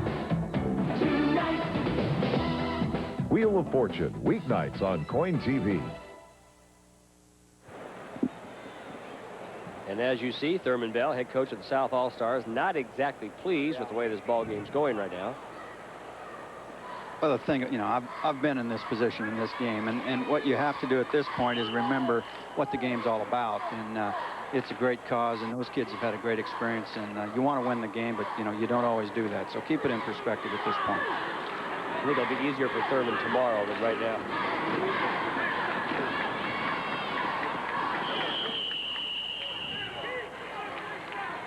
Matt Lassard out of Gresham tries to make something out of nothing on that one. No gain on the play, but he does get back to the original line of scrimmage, so he'll bring up 2nd down and 10 yards to go. Tackle again by Tate Muir. I don't know where that young man's going to school, but he can come to Lewis and Clark real quick. Yeah. I see that student application coming out of your pocket so fast. He is an impressive kid and a typical Thurman Bell coach young man. Very, very competitive, just like his coach. Langsdorff still in at quarterback. Danny Langsdorff for the North All-Stars out of Midville High School. He's going to put it up. He's got Corey Murphy out there. And can this guy hold on to the football or what? Well covered. 2 people right there. Nice throw. He just out-jumped him. You know, he reminds me a little bit of a kid that I had that's at Lake Ridge, and a University of Oregon player that's now playing with Kansas City, J.J. Burden. Had a lot of the same kind of tools. Boy, the Eugene community is going to be happy to see that young man come down that direction, because he's going to be a fine college football player before his career's over. They got hit real hard, too, on that play by Corey Falls. Could have jarred the football loose, but he held on. 1st down, 10 yards to go. The ball at the 41-yard line. Langsdorff, the quarterback. Jeremy Asher, the lone setback. And Asher gets the call off right guard, about a yard, maybe a yard and a half at the most on the play before he's brought down. But just when you think the North is going to be conservative and see Asher for the next 8 minutes, bang, the ball is up in the air and sometimes on the scoreboard. Well, I think, like you said, you want to give the kids an opportunity to show their talent. And they're talented kids, or they wouldn't be here. And so you're going to see the ball up in the air a little bit more than you would in a regular season football game at this point with the score like that. 2nd down, 9 yards to go for Langsdorff and the North All-Stars. Handoff goes to Asher. Asher breaks 1 tackle. Finally brought down, cannot escape the grasp of James King out of Willamette High School, number 71. But still, Asher takes the football near the midfield stripe at the 49-yard line. Will bring up a 3rd down and a very long 2 yards to go. Perfect play-action play right here. Now Bart Starr would do it. Tom Smythe would do it.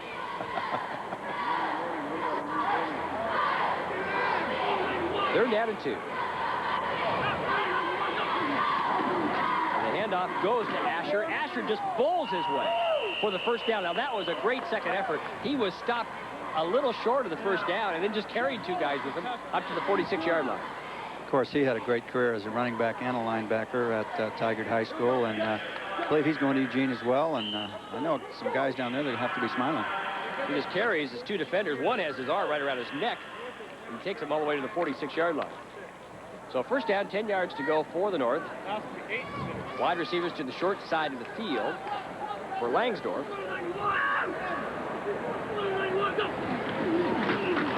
And this time it goes to Keith Macon out of Sunset High School. I think Keith is a little pleased to see the football. He has not had a lot of room to maneuver. Found a hole created by Asher, who was the decoy on that play, and takes the ball inside the 35-yard line. Well, you're going to see a little tackle trap, 7-8 pulling there, trapping, and you're right. Keith saw daylight for the first time tonight, and he got real excited. He's a fine football player, but excellent block. I think I might have seen a little holding on that play, too, but we won't. Never. Macon out of Sunset High School. Langsdorff has the team moving again. Hunter has the football, and Hunter has an opening up to the 25-yard line.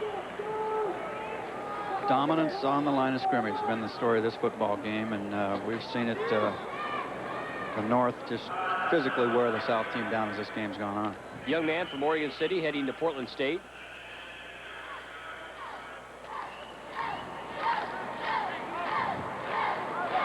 Second down and about 2 yards to go. The ball on the 26-yard line. Langsdorff with the I formation. Matt Lassard, the tailback, in the I. And Lassard gets the football. Easily picks up the first down to the 20-yard line. They spotted just inside the 20. First down and 10 yards to go. And more importantly for both squads is that the clock is continuing to run without interruption for the last 4 minutes until just now.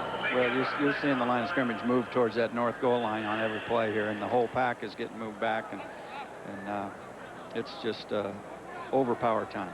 That was Lassard on the sidelines talking to head coach Craig Hasten. Langsdorff calling the signals at quarterback. little mix-up on the handoff there, but still he's able to get it into the arms of Andre Jackson out of Beaverton. But the play was pretty well bottled up by that point. There is a flag on the play. Well, that play was a little misconstrued from the beginning. You know, one of the impressive things on the North is they have thrown, I don't know, 4, 5, or 6 running backs in this ball game, and every one of them has had their time being very effective. A lot of depth, and the North coaches have said that. They felt like from top to bottom, both Gary and Craig and Bill that have been involved in Shrine games before said they felt this team had more depth than maybe any Shrine team they've been involved in. Illegal motion on the offense. 5-yard penalty. Replay the down. So that'll push the football back to the 25-yard line. We'll replay first down.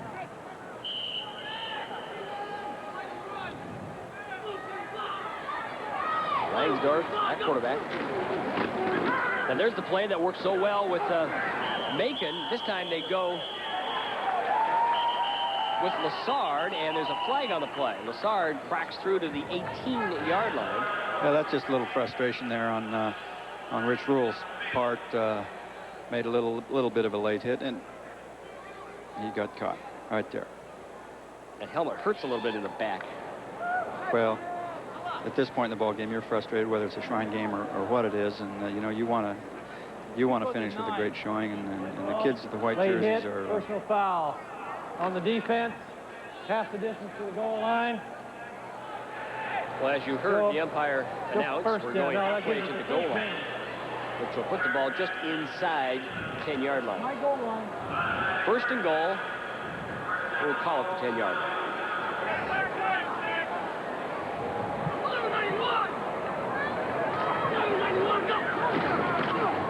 Langsdorf hands straight up the middle, and Hunter takes it into about the 8-yard line. Rich Rule made the right play that time. Stepped right up in the hole, made the sure tackle. He's a fine football player.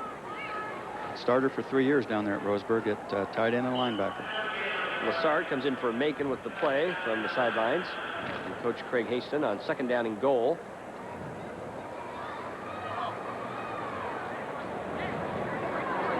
Number 3.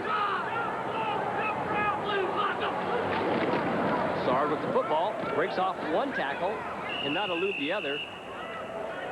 They give him forward progress. I think he'll get to about the 6-yard line. Bring up third down and goal. Ray Watterson snuck in the game there at a little tight outside receiver. I could see that reverse coming again, but conservative play up inside with Matt Lassard. Jackson comes in for Lassard on third and goal. Ball at the 7-yard line. 29-7. 2:41 left to go in the Shrine Football Classic. Hunter's the lone setback behind Langsdorf. And he gets the call. He's got an opening. He might score, but he falls short by about a yard. He got tripped up on the 2-yard line. I think Hunter thought he had the touchdown too. The young man from Oregon City, you can see him break away and just can't get away from the legs. Right, that was close. I think he had a big smile on his face about the 3-yard line, and out of nowhere he got dropped, but good effort. Well, we got fourth down and goal. The ball at the 2-yard line. The game's outcome really not in doubt right now. But you know the players want to go for this one, so we'll see if they can put it in the end zone, and if the South can perhaps regain a little pride by stopping him on this effort. Fourth and goal. Macon is the tailback. He has the football, bounce off one man, and will not crack the plane. So the South holds inside their own 5-yard line. Macon takes it to the 1-yard line, but is stuffed at that point, and the ball will go over to the South. We have 1 minute, 40 seconds left to go in the football game. 29-7. Tom and I will be back with the final 2 minutes when we come back. This fall at Civic Stadium, Portland State Viking football will be nothing short of explosive.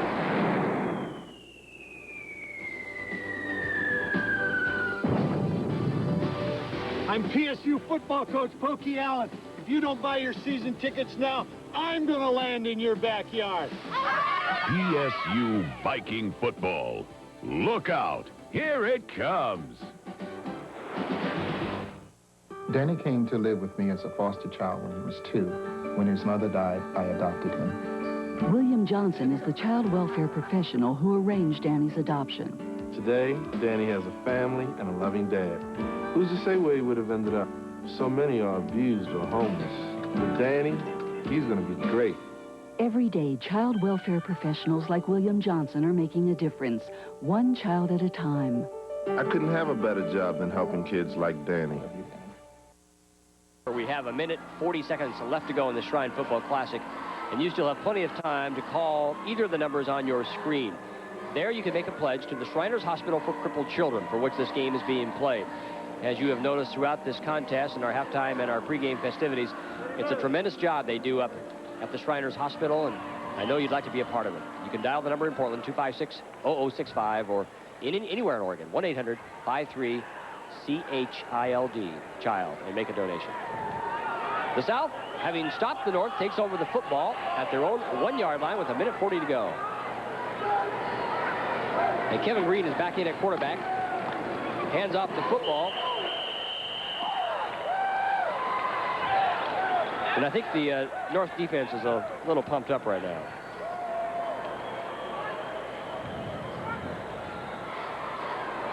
Jason Eld was held at the line of scrimmage. We'll bring up a second down. 10 yards to go.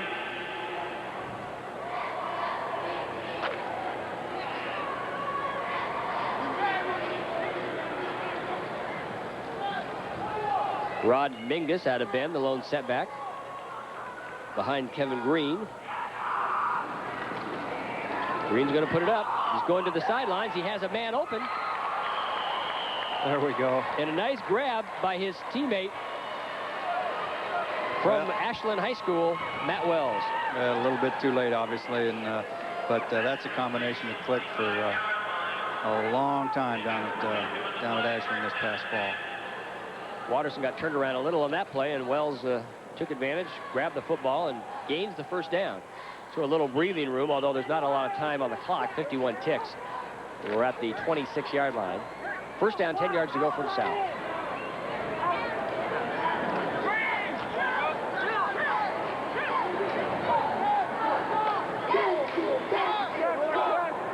I think with that little confidence booster, I would imagine we'll see it up in the air again.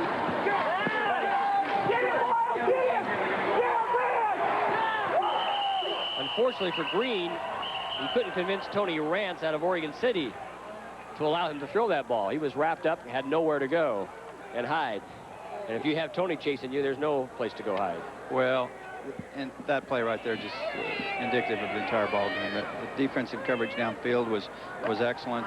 Kevin had no place to go with the ball, and by the time he came down with the ball, he had nowhere to go, and he's looking at a sack. So it's been a dominating effort by the North defense, especially on line scrimmage. This could be the final play of the game. 10 seconds and counting, as the South will have one more opportunity if they should choose to use it. They can get the play off in time. They do. Green is back to pass, running for his life. Has a man open. Incomplete, and the horn has sounded. The North over the South, 29-7, atoning for their loss of a year ago, and a celebration has begun on the north sideline. Convincing win. After that first drive that put the South ahead 7-0, there wasn't much doubt in the contest. 29 consecutive points by the North after the opening touchdown, and this game is history. 29-7 the final, but hey, don't leave. We got more right after this.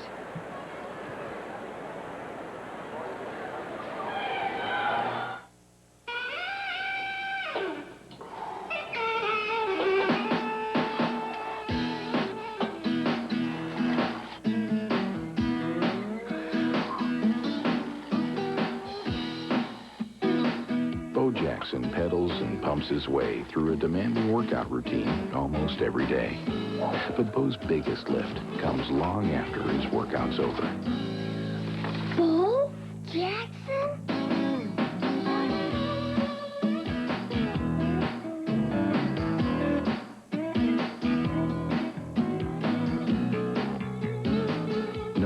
nearly 5 million children in hospitals all over the country are being helped through the Children's Miracle Network is enough to give anyone a lift.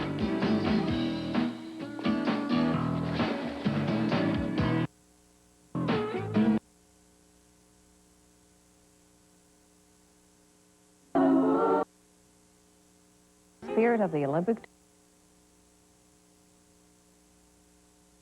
Shriners Hospital 44th Annual North-South All-Star Football Game has been brought to you by your local Northwest Ford dealers. Have you driven a Ford lately? Back at Civic Stadium, where the two teams are gathered on the field, giving each other much-deserved congratulations for a tremendous effort, working 10 days, very hot conditions, and giving their time to participate in this classic to benefit the Shriners Hospital for Crippled Children. And as we mentioned at the top of the show, Tom, of course, a memorable moment for these kids for the rest of their lives. Well, you know, and both teams will remember it later on, and the score will be forgotten, and that's the great thing about this game. And, of course, the entire contest is being played to benefit the Shriners Hospital for Crippled Children. We flashed those numbers on your screen a number of times throughout the game this evening, and I know it would make you feel good, and certainly the Shriners Hospital and the children up there feel good if you would make a pledge to the Shriners Hospital. They just do a sensational job up there, and it's always an emotional experience every time we go up and view the children up there, and the gleam in their eye when these football players come up at the start of their training camp to visit and with the children which they are playing for today. As you can see on the screen, the two sides have gathered. We'll be going down on the field for a moment with Ed Whalen, who will have a presentation for tonight's contest from KOIN TV to benefit the Shriners Hospital. We're ready now. Let's go down to the field with Ed Whalen. Ed? Thank you very much, Rick. And this is the real reason this game was played. We have two members of the Shriners and the head man himself, the grand potentate, Everett Evans from Texas. Tyler, Texas. Earl Campbell. You don't have to, the Tyler Rose, Earl Campbell, and Chuck Faze of the Shriners Hospital. And on behalf of everybody at KOIN TV, we would like to present the Shriners with a check for $5,000. Thank you, Ed. All right. I'll present it to him. And Everett, thank you so much for your help in this game and certainly for this gracious check. We'll make sure that our kids in our hospital, and especially here in Portland, benefit from it. And you're very kind to do this, and we thank you so much. Okay, thank you very much. And Rick, listen, that's what the whole game was about, helping a lot of kids who need help in the hospital, and we'd just like to thank you and send it back up to you and Tom. Okay, Ed, thanks a lot. By the way, I love that tie. Okay, the North beats the South tonight, 29-7. There's a happy group of North players down there assembled on the field, and as you mentioned, a little disappointing for the South All-Stars in this one, but by tomorrow or next week, it'll be the memory of playing in the game that will be carried on. That's exactly right. These kids will forget the score real quick and on both sides of the ball, because you know it's the cause and it's the game itself, and it's the experience of those 10 days and meeting a lot of new friends. You know, a lot of these kids on opposite sides now are going to be teammates somewhere down the road in college, and it's amazing how fast you forget a score in a Shrine game. Back down on the field, Ed Whalen, I see, has grabbed the championship trophy, and I think he has Craig Haston with him right now as well. Ed, back to you. That's right, Coach. On behalf of KOIN TV and the Shriners, we would like to present the winning trophy to you and your captains of the North squad and Tom Peterson, who helped make this game possible. Thank you very much.